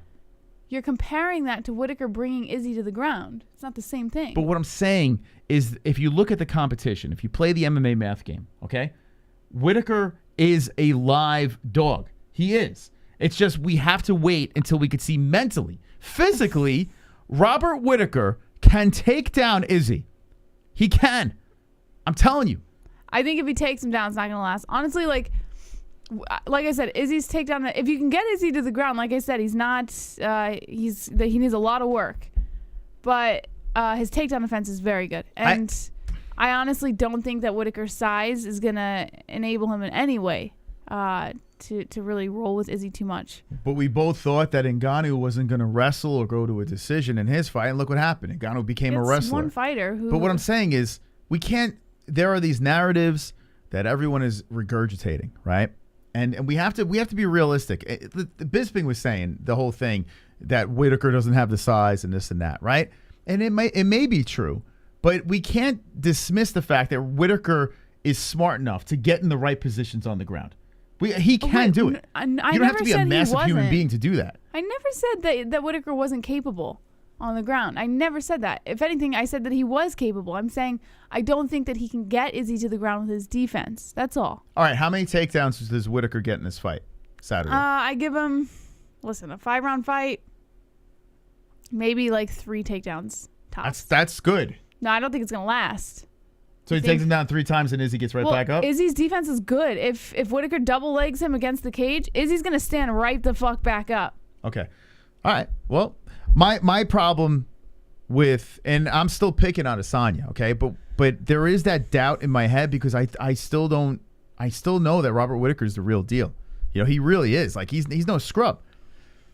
But we have to wait for the mental games. Tomorrow's the press conference. The weigh-ins, I need to look at these guys, assess them, and see if we could pull any more information. Because I'm telling you, there has been fights where legit they are telling you the day of the weigh-ins, bet on this guy. Like, you can just tell from demeanor and just the awkwardness of a fighter, or at a press conference, if another fighter's in their head, you can pull all this information out. I think that's where we can really get down to it and figure out if Whittaker has a shot in this fight. We'll see.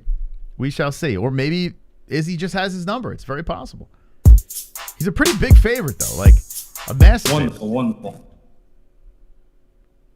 You both know him a massive Rob fan, but him not stupid. Rob won't knock Izzy out. He also won't TKO him, but he will grind out a gritty fight. He always finds a way to win. When he wins, it will be by a decision. Izzy won't put him away this time. Yes, he absolutely will. There is no doubt in my mind. And the only reason I say this, all Izzy fanboying aside, because I know you're going to try and throw that in my face. Oh, you're an Izzy fan. Of course you're going to say that. No, I've said it multiple times. In fact, you guys are probably sick of me saying it, that Izzy has that ability to slip through the hands with that technical striking that he has. It's just not something that Whittaker can prepare himself for, no matter how hard he tries. He couldn't even do it with Wonder Boy. And I was right about it the first time when he fought with Izzy. It's gonna happen again. Izzy's just too quick and he's too agile to slip through those hands. He's just too good. Kevin Lee says Whittaker fought at 170 before. So did Kelvin Gastelum. Kelvin Gastelum beat the shit out of Adesanya. Like, I mean, he lost, but he beat the shit out of him. Listen, no 2 fights are the same. We can't just dismiss Whittaker. I'm not saying, hey, Whittaker's going to win. I'm not saying that quite yet. If I get some more information, I might go that route. But I'm not saying it yet. I'm picking Izzy. But we need more information here because, I mean, just to dismiss because of that one fight, I mean, you could do that to Stipe Miocic when it came to Daniel Cormier, right? I made that mistake before in the past. I am not making that again. Listen, we gotta pump the brakes here. Robert Whittaker's still game. He's not just a fucking layup here because of one fight.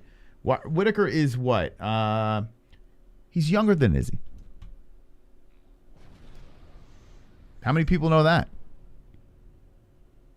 Robert Whittaker is 31. Izzy's 32. I mean, you know, Whittaker was a champion before as well. He's defended his belt. Now, injuries were a problem with Whittaker.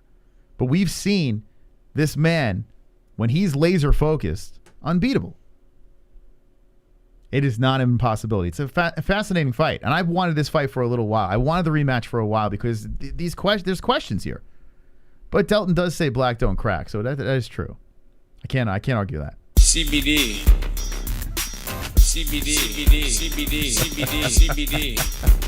CBD. CBD. CBD. CBD. CBD. CBD. Look at Nady boy. CBD. CBD. It helps with healing process and inflammation and stuff like that. So you wanted to get these for before or after the fight training and make your life a better place. Willie, what up, Willie Puffers? This is wonderful. You're wonderful. Wonderful. Thank you, Willie Puffers, the gamer.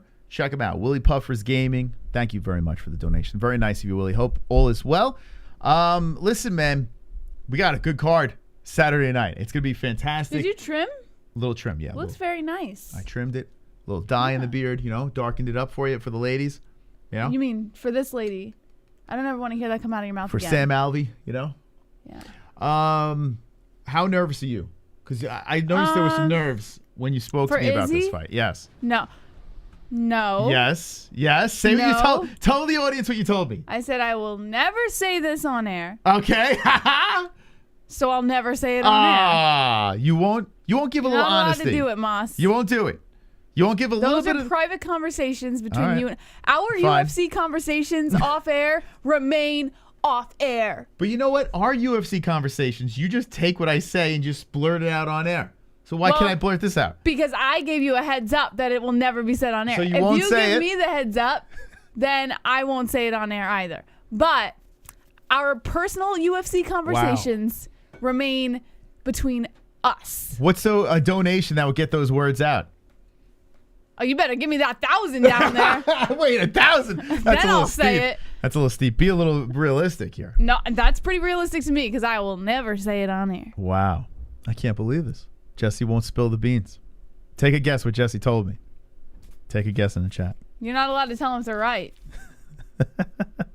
Not even allowed to hint if they're right. Private combo reveal dono. Yeah, we do. We have a lot of combos about these fights and stuff. When we're listening to other people talk about them, like... Oh, man. Why can't we say this on air? No. That's bullshit, It's man. not allowed. It's not allowed. It was probably racist. Is that why, Jesse? When you called him the N-word, is that what it was, Jesse? You don't want to say it on air? Yeah, it's racist. That's a joke, by the way, for God's sakes. All right, let's see. Give me some news on this. 271. What do we got? Well, I've got something on Derrick Brunson real quick before we head into Izzy. All right, give me a little blonde Brunson. So Derrick Brunson is retiring from the UFC after he whoops Cannonier. Yeah, so in the chat that they were saying, is this true? Yeah, according to MMA Mania, Derrick Brunson wants to get out of the game with his brains intact. That's why the number 4 ranked middleweight contender only plans to compete 2 more times, starting with his UFC 271 fight against Jared Cannonier and ending with his championship victory over Israel Adesanya. All right, so like that donation that came in before, should I pump the brakes on this bet? Because now I'm nervous. Well, it's a little weird to me that... Yeah, I don't like this. Yeah, I mean, that's always odd. Oh, fuck. Maybe I shouldn't put money on him now. He's already thinking about retirement. Like, he looks like he's in great shape. He's got the Brunson shtick, the whole deal. But fuck, he's talking about retirement, man? Oh, God. I don't know if I could pull the trigger on that parlay now. Wonderful. Till is tall, long and lanky just like Izzy. He isn't as good as Izzy, but on the feet Till is still very dangerous, if not one of the dangerous strikers in the MW division. Rob dealt with him. Yes, he got clipped in the first, but he regathered quick and won. Listen, Clayton, I fully respect your opinion, but you can't even come close to comparing Darren Till to Israel Adesanya. Tall and lanky, fine, but they are 2 completely different types of fighters. Like Darren Till for middleweight's not tall. He's like 6 foot. You cannot compare those 2 against Robert Whittaker. You just can't do it. Like, I honestly, I don't even understand how Till comes into your mind when trying to find someone to compare Israel Adesanya. Like, it's just not, they are on 2 completely different levels. There's Israel Adesanya and Darren Till, and I love Darren Till, but they are not the same. They are not the same. Nix that idea right now. Thank you, Clayton, for the donation. Appreciate that. Clayton's on fire tonight. Okay, so Brunson retiring in 2 fights. Okay.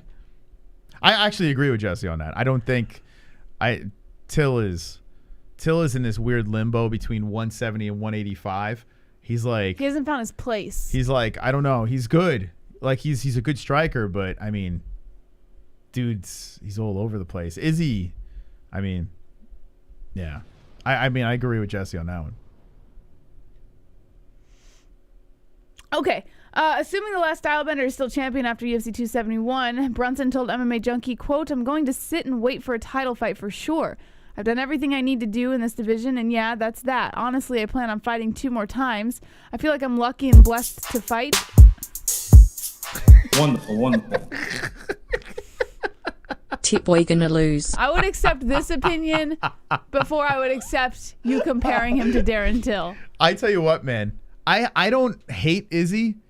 I don't love Izzy. I don't really have much of a feeling. I have a lot of respect for the guy, though. I definitely have a lot of respect for the guy. I mean, but I how don't could hate you him. not? I don't hate the guy. But yeah, I mean, how could you not? Yeah, it's right. Well, then again, he didn't win against Blachowicz. I mean, Conor was at least a double champ. I mean, So you need a win and a division he doesn't belong for you to respect the guy? That doesn't make any sense. No, I'm just listen. I'm just saying, there is better. But no, but all joking aside, Israel Adesanya is he's a spectacular athlete when it comes to the striking. He's a lot of fun to watch. He's been in a couple of duds where he held back. But for the most part, he's a respectable champion. There is the question of the tit.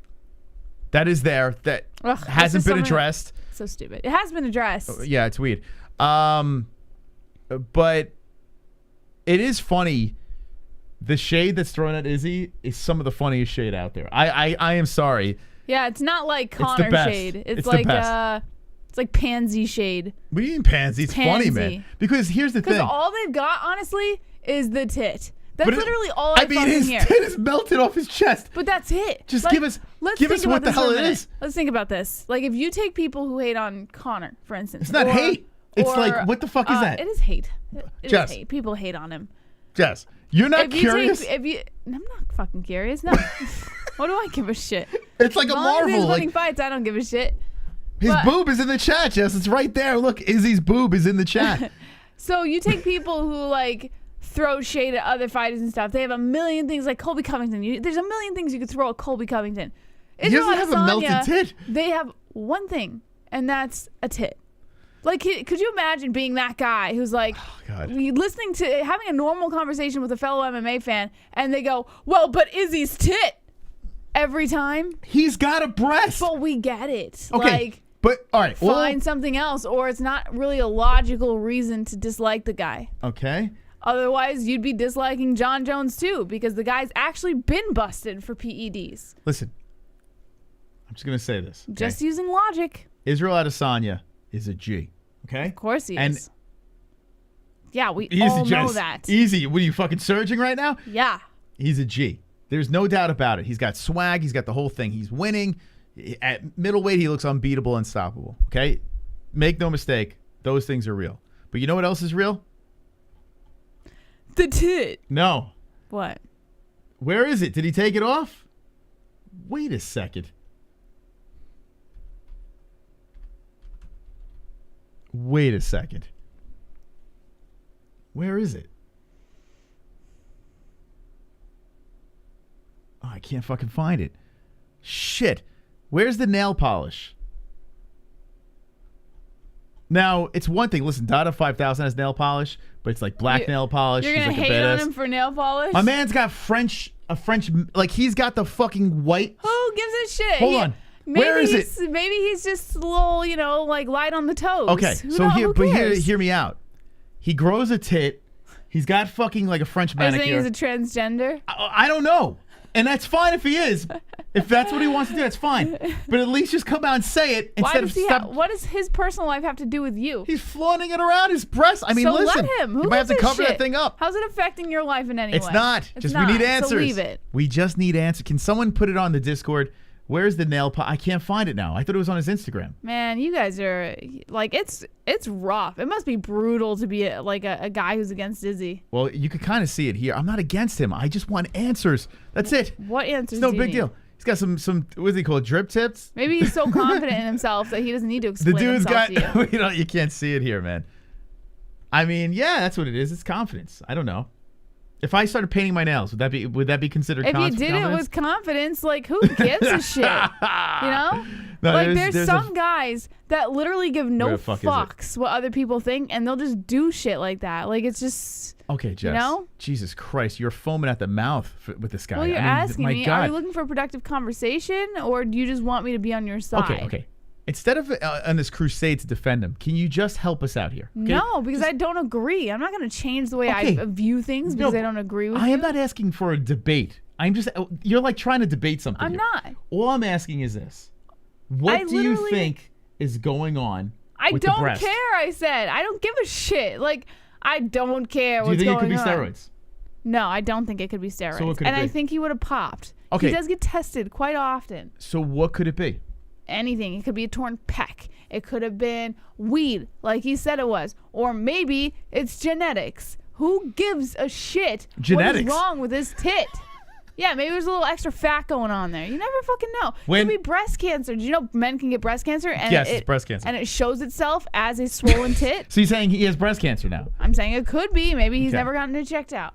Okay. It could be a million things, and you guys are all on the, he's taking steroids. 'cause Listen, his I am tit not is saying it's hanging. steroids. What I'm saying is, all he has to do, because he said he went to a doctor to get checked out what this situation was, and he came back with it's weed. Is he telling the truth? Could be. Or maybe he's telling what he thinks is the truth. It's weed. Wonderful, wonderful. It's definitely marijuana. There's no doubt. A full-grown man has a tit, Jess. Colby doesn't have a tit. This is very true. He's right. I mean, he has a tit. Listen. That's true.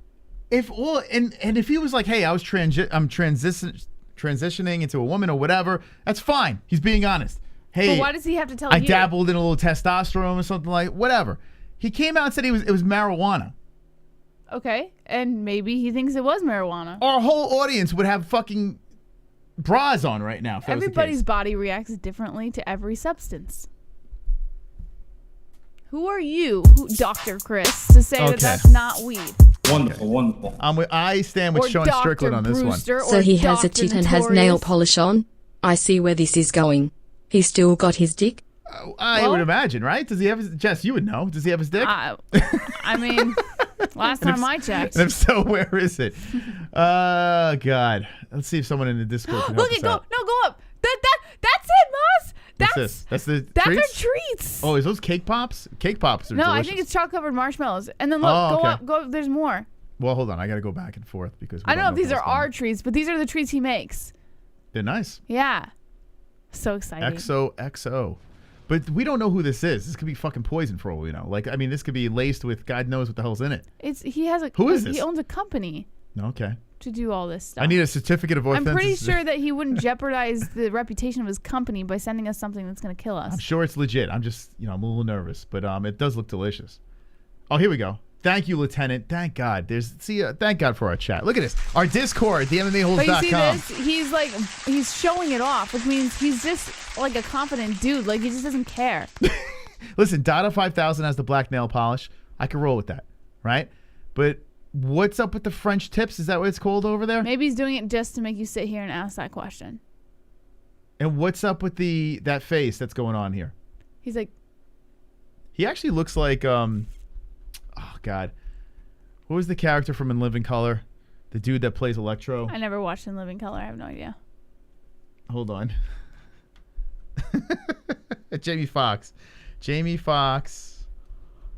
That's racist. No, hold on. You'll see. My man Izzy's looking like this. That's pretty funny. Right? It looks just like. Yeah, that's funny. What's up with Izzy, man? Why is Izzy looking like this? The fuck? I didn't know Jamie Foxx did a role like that. Okay, there's Izzy, okay? And here's Jamie Is he turning into Shanae, Jesse? Is that what's happening? Shanae? It's Wanda Moss. Oh, I don't know. I Wanda forgot her Wayne. name. I saw in the chat Shanae. I just went with it. So Izzy's getting some nail polish. She's got a breast. The whole deal. Mm-hmm. All right. Okay, hey, listen, whatever he wants to do. Next, he's going to get his nose pierced. All right. What's he going to fucking show off his vagina next? Like what's next? Maybe he'll get his vagina pierced next time. His labia? But you know what? I'll still love him. Vagina piercing or not. Okay. What do you think he's trying to do? He's just doing this for attention, or what do you think it is? Honestly, in my personal opinion, in all seriousness, I really think that he just doesn't give a shit. So, like, he just does these things and, he shows it off because, look at us. We've spent 20 minutes sitting here talking about him painting his nails. Yeah. Like, this is what he wants, So, that's what I think. And good on him, man. Do whatever you want to get your attention. He's probably a super cool dude. He probably is. I bet anything I've seen of him, he just seems like a chill dude. Like the thing that he did with that booger beard guy where he put the fucking belt over his shoulder and the dude's crying on it and he sucked his dick after the fight. It was amazing. But I mean, listen, He's making the money. He's defending the belts. He's winning fights. Good on him, right? I mean, you can't really hate the guy. I mean, at the end of the day. And if you do, it's just because you're obsessed with his tit. I'm not hating, but here's the thing, though. Like, I'm actually being genuinely serious now. Like, I'm not hating on the guy. I'm just curious about the tit. Like, that, it's fast. You could So put then why don't nail you polish fucking on. ask You him? could wear a fucking wig. You could do whatever the hell you want. But what's up with the What I don't titty? understand is why you're so curious when they already came out with an answer. So that leads me to believe that no matter what answer you're given, you're not going to believe it anyways until it's the answer you want. So If I hooked you up to a lie detector test, yeah. okay, and I asked you, look me dead in the eyes, and I asked you, do you think marijuana caused that tit? What would your answer be? I would say, I'm not a doctor, so I can't tell you. Okay. All right, so you wouldn't say yes or no, right? Ah, super chat. So it's fascinating. Fascinating. Transgender the style bender. That's right. Thank you, Eric. Transgender bender. The style transgender. Transgender bender. Okay. But people would be like, oh, you're such a hater, this and that. Wonderful, I'm just curious. That's all I am. I couldn't care less. By the time Izzy fights Jones, he's gonna come in looking like Meatloaf in Fight Club. Dude is good, he's just really catty, and for US men, it's pretty unbecoming and deserves to be mocked. Here's the problem. A lot of people came out and said with gyno and with whatever, testosterone, whatever, when you're coming down, like, this is a side effect of that. Right, but that's not the answer you received, so therefore, you're just not going to be happy until you get I'm that saying answer. doctors have come out. Doctors Right. have come out and said this. Now, listen, Doctors I'm not saying also say that torn pectoral muscles can do the same thing. I am not saying that we have the answer, but what I'm saying is my man came out with marijuana. Now, this is the reference to Meatloaf, because I know you probably don't remember this. But what do you think? You think he's trying to turn into Meatloaf? Looks Rest in just peace. like Izzy. Israel Adesanya. Nice. Okay. Wonderful, wonderful. I mean, everyone gets so defensive. Like, maybe it sounds like we're being haters, right? Maybe that's what it is. We crack a couple of jokes about it. It's not serious, right? So if it's not serious, no harm, no foul, right? I don't think you come across as haters. I think that you guys just literally like, I think it's like one of those things where you see someone who's doing great and it's kind of like, well, we can't let him have that all to himself, so let's find something. Okay, what about Sean Strickland? What about Sean? What is he doing then? Is he jealous? What do you mean? He is running around telling USADA behind closed doors. He's going on interviews and saying this guy's on steroids and cracking jokes about him being on steroids. I mean, what is he then, doing? Yeah, is he just jealous? Sounds to me like Sean Strickland wishes he was where Izzy was. You're saying Sean Strickland is jealous of Israel Adesanya? Yeah. Well, it's entirely possible. I don't know about that one. I don't. All right. Ah, super chat. I can't see Sean Strickland ever being jealous of anybody. Most gravity is stronger down here in NC Boob. Maybe that's what it is. It's gravity. They're closer to the equator. They're true. closer to the moon. Yeah. Yeah, that's exactly what it is. Thank you. Well, fascinating topic. Wonderful, wonderful. At first I thought that it was cancer. I don't know shit about weed, so I can't say anything. But how does steroids make you have a soft saggy tit? It's supposed to give you muscles and shit. That doesn't add up. Well, they say the whole argument is that when you're coming off of PEDs, that it causes this atrophy that shows up mostly, you know, in that general area, especially for men. That's the argument. And there's these YouTube videos of like these doctors who are saying, well, he's on PEDs or he was because this is how it works. But honestly, like, first of all, it's people on YouTube, you know, saying that they're fucking doctors. Like, let's relax here. And I will do anything for breast. I will do anything for breast. I will do anything for breast, but I won't do that. Beautiful.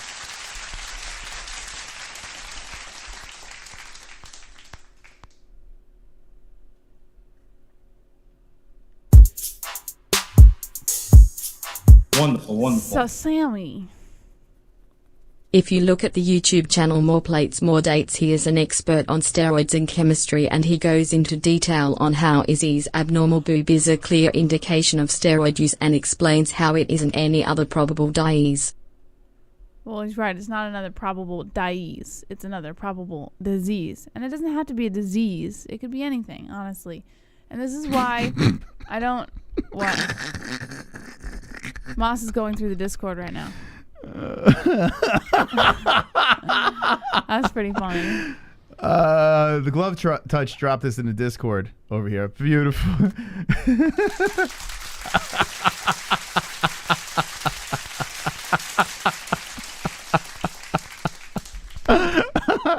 You should send that to the potential sponsorships.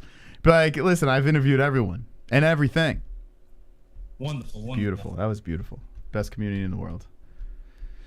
Okay, Jess, you have any comment on this? I'm too fucking tired to deal with this. Like, I gotta be honest. Like, you guys do you. Wonderful. The funniest part is he really did nothing wrong that, you know. Now we look at the beautiful princess. Hopefully he doesn't break a nail when Rob Soku kicks him in the face. I think that's what's the funniest part about this. Izzy didn't do anything wrong. He didn't get popped by USADA. He didn't fucking throw a dolly through a fucking window. You know, he didn't do any, you know, crazy shit. Didn't do anything. Izzy. Pretty stand-up guy. But you managed to... But it's hilarious. It's just funny. Like, a community of people. Because he grew hate a on a tit, guy man. for no reason. It's you know what it is? It's because... And that's why I will always sit on a higher pedestal than all of you. Yeah, he's so superior. I don't know. I just find humor in the worst things in the world. Mm-hmm. And I think that's why it's so funny. If he was the type of guy that would do horrible things, and I don't know if the tit would be as funny, but for some reason the dude grew a tit, and, you know... Well, I don't think he grew it. Didn't he always have it? No, he grew it for... I think he always had it. He grew it on purpose. He smoked weed. So he apparently grew it on purpose, I guess. I don't know. Wonderful. The Joker. I would put Izzy as pound for pound #1 at the moment, pending the return of John Jones, purely because I thought Marvin was #2 in MW and he was 5 rounds to 0 dominated. Anyway, his new deal he signed, even if it's half of Conor's, makes him rich. Oh, forget that guy. I want to know the number, man. Izzy said he doesn't have to fight again. Said, who was it that said that Izzy was the highest paid fighter right now? Yeah, he's the guy. Yeah, I mean, I like it, man. Izzy, listen, he earned everything he's getting. There's no doubt about it. What's interesting, though, is the pay-per-view sales aren't through the roof. I'm curious to see what 271 brings. It's a good card. But, you know, with him not bringing in Conor pay-per-view numbers... Why? Why would the UFC... What's going on? I mean, I guess Paradigm's doing it. He's definitely a draw because... For what, though? What's he drawing? What do you mean? Not pay-per-views. No, I'm saying he's a draw for fans. Like, there's just something about him that's extremely watchable. Even if you don't like the guy, you're going to watch him. Yeah, our highest stream was an Izzy stream. Our highest stream. But that doesn't mean that was the highest pay-per-views. A lot of people are interested in the guy. But they're not going to buy the fights. They're just going to...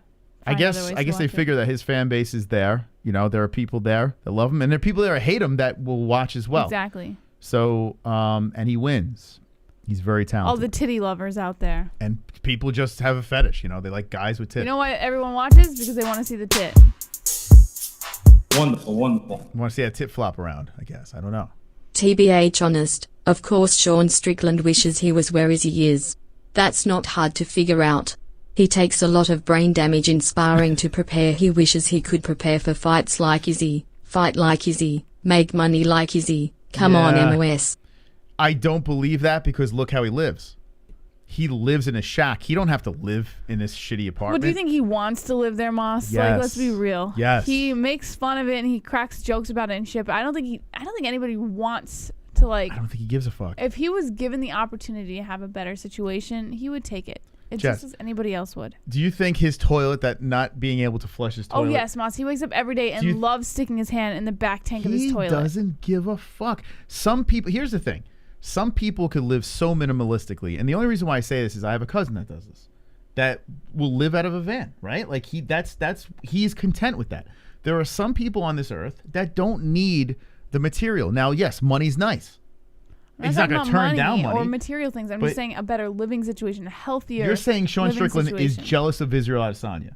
I'm saying, but I never said his living situation. I said he was jealous of where Izzy is, like in his career in the UFC. That's where Sean Strickland wants to be. Yeah, people strive to get to the title, yes, because that means more money and whatever. Yes, okay, I get that. So you're saying the reason why he is making fun of his tit, because he is jealous of his stature.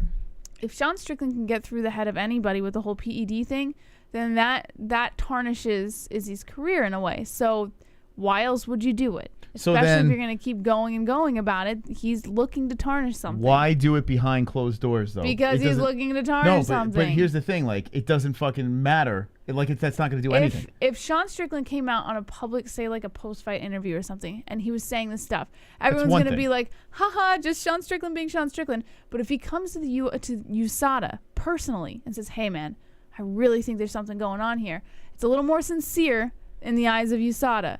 And that is an effort to tarnish someone's character. I think you are looking way too into the mind of Sean Strickland. Don't the dude ask me if you don't want answers. The dude's a caveman. Well, I am full of answers. I would disagree on this one. Well, you know what? We'll ask Chris Curtis. Actually, we should ask Sam Alvey. You should just ask Sean Strickland.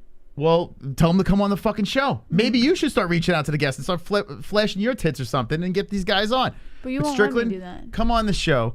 And let's get to the bottom of this, because I honestly don't think he gives two fucks about it. I think he sees a man, right, in Israel Adesanya, who's got the title, and you sit up there, you get the belt, you get paid more money. Okay, that's cool. Whatever. I'm going to go that route. Just so happens to have a tit. And try to tarnish his character on the way. If he okay, Jack Hermanson was in the way. Did he talk about Jack Hermanson's tit? No, because he doesn't give a shit about Jack Hermanson. That guy was in his way. He cares about Izzy because Izzy is at the top. Jack Hermanson was in his way. Everyone else on the way up, Moss, are just pawns for Sean Strickland. He's just going to swipe through them. Okay. That's why he's making comments about Izzy now, because when he gets there, he's going to need to have some fuel for Izzy's fire. I have never, I thought I was hardcore with Conor. This is another level. This is on a level. I'm not even fangirling. I'm just being legit. You just can't handle that, so you're throwing fangirling in my face. I would have to say this, and I want to ask the chat this. What is the most annoying fan base? Let me know in the chat. What is it? Is it Conor, Habib, Izzy, Ferguson? I don't know. Throw someone out there. Hamzat Chimaev. What is the worst fan base? Because I got to say this. Someone that is constantly zoned in on fucking protecting Izzy at this point, I could see severely dividing people. You know, if you're on the fence with Izzy and you hear fans at nauseum, Nate Diaz is another. Okay, let me know in the chat. I'm actually curious, because I'm hearing just, I love Izzy, I love Izzy, I love Izzy. That's all I hear right now. I never Colby Covington's another one. All right, what is the worst fan base? Conor, Sugar, Conor, Izzy, Jones, and O'Malley. It looks like O'Malley's popping in there too. Dagestani fans, Masvidal and Izzy, Lomachenko. I saw Triple G might be fighting Canelo again, so that might happen. It's interesting. Roxanne Modafferi, Conor fans are dumb. The Masvidal fan base. You know what's funny about Conor fans though? Is they're so split, because I've partied with Conor fans from Ireland that were olaying in the streets, and they're saying fuck Conor. They're like, I'll fuck him up, I'll kick his ass, this and that. I've partied with the people from Ireland, and it's a whole different thing. Now maybe American Conor fans might be annoying, but Irish Conor fans, they're a mixed bag. Habib fans, no. They are all zoned. Habib fans will fucking they will die for that guy, right? Habib fans are pretty hardcore. O'Malley's interesting because, if you think about it, what has O'Malley really done? I mean, he's looked impressive, but he hasn't really achieved, right, the title. He partied with his ops in Ireland. What does that mean? Triple C fans, hands down worst fans are Brendan Schaub fans. Okay, interesting. Thick boy fans. Super chat. Ross coming in. Money on Whittaker regardless of fat deposit. A cup is real Adesanya. My eyes are up here, sir, ma'am.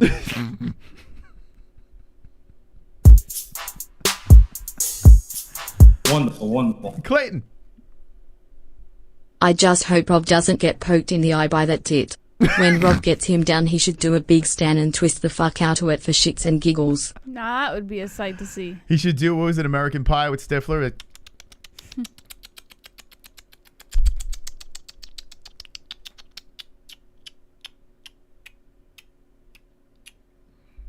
Wonderful, wonderful. No. Wonderful, wonderful. Should do that. I 100% agree, Jess. Sean is defiantly jealous of that titty. Yeah, maybe Sean wants some breasts. You know what? Sean Maybe wants 2 titties. Robert Whittaker should attack the tit. He should go like Volkanovski. Volkanovski. What do you think's gonna happen if he punches him in the tit? No, I'm talking about a press conference. Oh, okay. I didn't say punch in the tit. Well, I guess You attack said attack the tit. I was But like, in the press conference, right? How Volkanovski went after Ortega and just like dove down the well of Ortega being a cheater, this and that. Maybe Whittaker should at the press conference, because Izzy likes to come up with his shirt off, right? When they do Not the every face off time. and stuff like that, right? Or at the press conference, just do tit, tit, tit, tit. Just keep going after it, right? You're on PEDs, blah, blah, blah. And then when they face off with the shirts off, Whittaker just does a little. Like, you know how Adesanya I goes don't like think they're this? allowed to touch each other though. Adesanya goes like this. Whittaker just goes like this. Just takes it and goes, you know? What do you think? That's pretty funny. Right? Yeah, but I don't Just think doesn't say anything. Just says, they wouldn't be allowed to touch each other though. just fucking fondles it. Yeah. Right? Mhm. Or maybe gropes it. I don't know. Go for the grope. Robert Whittaker, if you're watching this, at the face-off, grope Adesanya. See if that works. I don't know. Wonderful, wonderful. Will Joe be at the UFC event, and what are the odds that Israel will turn his back and walk away from Joe? My money is Israel will shun him. I mean, I would assume Joe would be at the event because it's a pay-per-view. What for the Are you Why? saying for the press conference or what? Are you talking about what? You talking about the heat that Joe's in? Is that what he's talking about? Yeah, I think Joe's still gonna go to the event though. Yeah, he's probably doing it. Yeah, did you see? Look who the commentary team is for 271. I don't know. I would imagine Joe's going to be there. It's in Houston, though. Yeah, I mean, I don't see why he wouldn't. He lives in Texas. Then he's going to scold the reporters and tell them. Yeah, Joe not to talk Rogan, about his Daniel Cormier, and John Anik. Okay, so the crew. That's the crew. Why would he ignore him? Because the whole N-word thing. Oh. CBD, CBD, CBD, CBD, CBD, CBD, CBD, CBD, The Joker. CBD, CBD, CBD, CBD. It helps with healing process and inflammation and stuff like that. So you want to get these for before or after the fight training and make your life a better place. Oh, don't you worry. Sean Strickland did publicly talk about Izzy in an interview. He talked about how if we did it, then Nate Diaz would have a tit down to his knees. I think the worst fan base is the fans that hop on whoever is red hot and jumps ship. Yeah. That is the worst fan base for sure. Those I like to call those the Yankee fans. There's a lot No, of you call them bandwagon fans, whatever. No, you But call them assholes. No, Yeah, there's the a people. word. There are people that jump on whatever's the hot cock at the moment. They hop on that cock and rotate on it over and over again. Those fans, they are the worst. So at least if you have one fan base, like if you're a hardcore Izzy fan and you're ride or die, it's respectful because when your fighter loses, you stick with your guns. I like that. I do like that. As much as we joke around, it's the fucking knuckleheads that just go from fighter to fighter. Yeah. And then when that fighter starts losing, they just jump ship and then go to the next fighter. And it's just like, yeah, those are the worst. Good donation there. Good donation. We've been on Izzy's tit and all this stuff. What a topic tonight. O'Malley fans easily the most annoying. Come on. Khabib fans are only annoying because they are attached to only because of the hype. Come on, they don't really like some guy that can hardly speak English and wrestles. They are hype fans, not Khabib fans.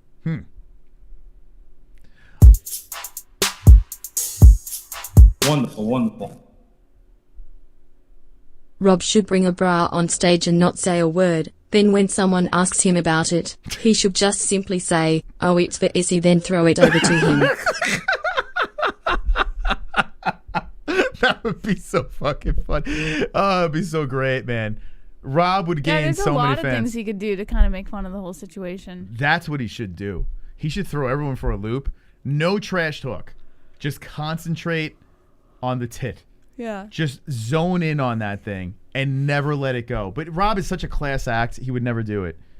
That'd be so fucking funny. Could you imagine? You know what Sean Strickland... Oh, I am praying that Izzy wins this fight. And I am praying that Sean Strickland somehow gets a title shot. Because Izzy versus Strickland, press conferences, interviews, my goodness, it's going to be better than the fight. Yeah. Right? It's going to be so good. Anyway, hold on. Let's rattle through the rest of the news. We're going a little long here. Thank you guys for jumping in. Hit the like button. Regardless who wins, we got so many good fights coming up. But let's just I went to go back to the news, and this is the shit that pops up. This is a big thank you to everyone that has donated tonight. A round of applause for the donators. Feel free to keep going. We love you. Thank you so much. You guys and gals are super supportive, and it means the world to us. We're going through some fucking crazy shit over here, so we appreciate it more than ever now. So thank you. Let's get back into this here. News. Yeah, so Tuivasa proposes a shoey out of Derrick Lewis's cup with UFC 271 win, and Lewis responded. Yeah, Lewis don't want that. He it's did. A little silly. Yeah, it would be funny if. What do you think? Do you think so? Now that Joe Rogan's gonna be doing the interviews, do you think he's gonna drop the N-word? I'm sorry. Could you repeat the question? You think Joe Rogan's gonna drop the N-word during the interviews, post-fight interview? Yeah. In cage interviews? Yeah. Like to Derrick Lewis or Izzy or something like that? Or do you think that Derrick Lewis... Like he's going to go up to Izzy and be like, "Man, that was some fight, ninja." I tell you what. What's the odds? What's the betting odds on this? That Derrick Lewis pokes some fun at Joe Rogan? Oh, Derrick Lewis will definitely say something. I think that Derrick Lewis, if he wins the fight against Tuivasa, which I hope he does, I hope he calls Joe Rogan the N-word. Like my N-word. I think he'll do it. What do you think? Well, he'll make some sort of reference to the whole situation, probably. How does he not pass that up? Derrick Lewis is the king of post-fight interviews. So I hope. What do you think? Does Derrick Lewis drop it on Joe Rogan or something? I don't think anyone's gonna like be a dick to Joe Rogan. I think Derrick Lewis would be the perfect person to make fun of the situation. You know? Yeah. So Lewis. Super chat. We got Joey Boy coming in. Israel should get that fixed through surgery. Why? You think? Yeah, I think he should do it. Well, maybe it's he likes it. I don't know. Maybe he likes the attention you're all giving him, and that's why he keeps it the way it is. Probably. But then again, yeah, why would you want to get surgery on? Like an unnecessary, let it. But then, who knows? He's Izzy. He can do whatever he wants. He can have a tit. So Lewis says, "That guy is nasty, man. I can't do that. I don't know. USADA needs to be knocking at his door all the time. He's got to be taking something to help his immune system. That's just nasty." Yeah. Well, some guy in the crowd who's going to be there drank out of his cup. So, I mean, never say never. Okay, what else we got? Diego Lima explains why he's retiring 3 weeks after agreeing to a UFC fight against Miguel Baeza, saying, "I cried a lot yesterday." Did he retire? I didn't know that. Did he really? 3 weeks after signing a UFC contract to face He Baeza. cried a lot yesterday. Oh, wait. We actually have audio from Diego Lima. Hold on a second. Actually, I have the audio. Oh, wow. Well, he's right. He was crying. Diego, I heard about your retirement. It was actually more spiritual, it sounds like. Lima said, "God is crazy. God spoke with my wife and said Diego's last fight was his last. I know when God speaks with me. It was tough. I had a fight booked and everything." All right, see you later, Diego. Next story. Good career, buddy. Israel Adesanya shuts down a super fight with Kamaru Usman, saying it's bigger than money. What do you think about that? I agree. I think I don't think that they're like the best of friends in the world, but I think there's a mutual respect there, especially both being the first African champs in their divisions. Well, you know what he said? What? He says, and this is what I said before. He said he gets nothing out of it. Yeah. Izzy gets nothing. So if he wins, he beats the smaller guy. If he loses, I mean, if he loses, he loses everything, right? So he has nothing to gain. I like his honesty in that. But here's another thing, Jesse. He would lose to Kamaru Usman. That's why he doesn't want that fight, Jess. He would lose to the smaller Usman over there. Usman would take him down and make him his bitch. That's why, Jesse. And Izzy just got a brand spanking new contract. What does he got to take any gambles for? He's making more money than anyone. No need to take that fight, right? I agree. He wouldn't gain anything out of it. Yeah, it's such a silly thing to put together, but, you know. So that's not it. Well, never say never. Alexander Hernandez vents his frustrations for card placement at UFC 271, saying, how the fuck am I on the early prelims? So once again, he's complaining. Oh, God, I'm sorry. I feel like every time he's in the news, he's just fucking bitching and moaning about something. And I get it. He does not belong in the early prelims. He's a hell of a fighter, and I think that he should be a little higher up. I do agree. He's good on the early prelims. I'm fine with that. I hate that every time his name comes up, it's never anything positive. He's just always fucking complaining. If I'm not mistaken, correct me, was he not Cowboys' last win, or was it Al? Was it Al Quinta? Hold on, who was? I can't remember. It was recent. I can't remember. Okay. But that's it. That's it for the news, Moss. Oh, there was like 3 stories. No, what are you talking about? There were not like 9. We had, so if you just jump it in, we had Sam Alvey on, who is a fantastic guest. Love to get him back on. Smiling Sam. And then we did an hour on Izzy's tit, and then 3 stories. Welcome to the MMA-Holes. We've been here for 2.5 hours. Wonderful, wonderful. Clayton. When Rob wins, would it be safe to say that he is in the top 2 or 3 middleweights of all time? And would you guys pick Rob to win in their rubber match? Or would you still pick Izzy to win the 3rd fight? I'm not answering this question because you said when Rob wins, and that's not happening. If Rob wins and utilizes the wrestling, it works to his advantage. Yeah, I think Rob has the recipe and could beat Izzy. Yes. I don't think Rob's going to win, though. At this stage of the game, I think Izzy. Now, put him as one of the best, yeah. You could put him there. Here's the problem, though. You got Anderson Silva. You know, I mean, you got the Spider. The only thing is the Spider was guilty of cheating. But to me, the Spider's the GOAT, man. Like, he's the guy. So I know Adesanya beat him. That was an old Spider. I don't know. With the Spider still in my head, I can't even think of any other person at middleweight, to be honest. Unless Izzy just keeps rattling off wins, you know? Izzy keeps winning, you know? Which he will. He could. Yeah, if he sits at middleweight, yeah, he could just kind of reign and just kind of, you know, just take these guys out. But they're talking like next year he wants to go back up again. His team wants him to move back up. And I'm like, what are we doing? What are we doing? But all right. Best of luck. All right. We're out of here. Tomorrow is the press conference. What do you think? Can we squeeze it in or? I don't know. I would say subscribe and hit the notification bell just to stay tuned. We are going to try, but I don't want to make promises because our tomorrow is fucking packed. So we're going to do our very best. Yeah, I want to try to squeeze it in. I cannot make a promise. Maybe a phone stream or something. I don't know. But subscribe and hit the notification bell so that in case we do go live, you know exactly when we're going live. We'll be there. Hit the like button on tonight's show. Thank you so much to our sponsors, Sheath, Headrush, MyBookie.ag, and ESPN Plus, and Undisputed Belts. I can't find the close. Oh, here you go. It's okay. Promo code MMA-Holes, MMA-HOLES, for all of your discounts on all of your favorite products. And I think that's it. We'll be live again soon. Don't be an a-hole. Be an MMA-hole.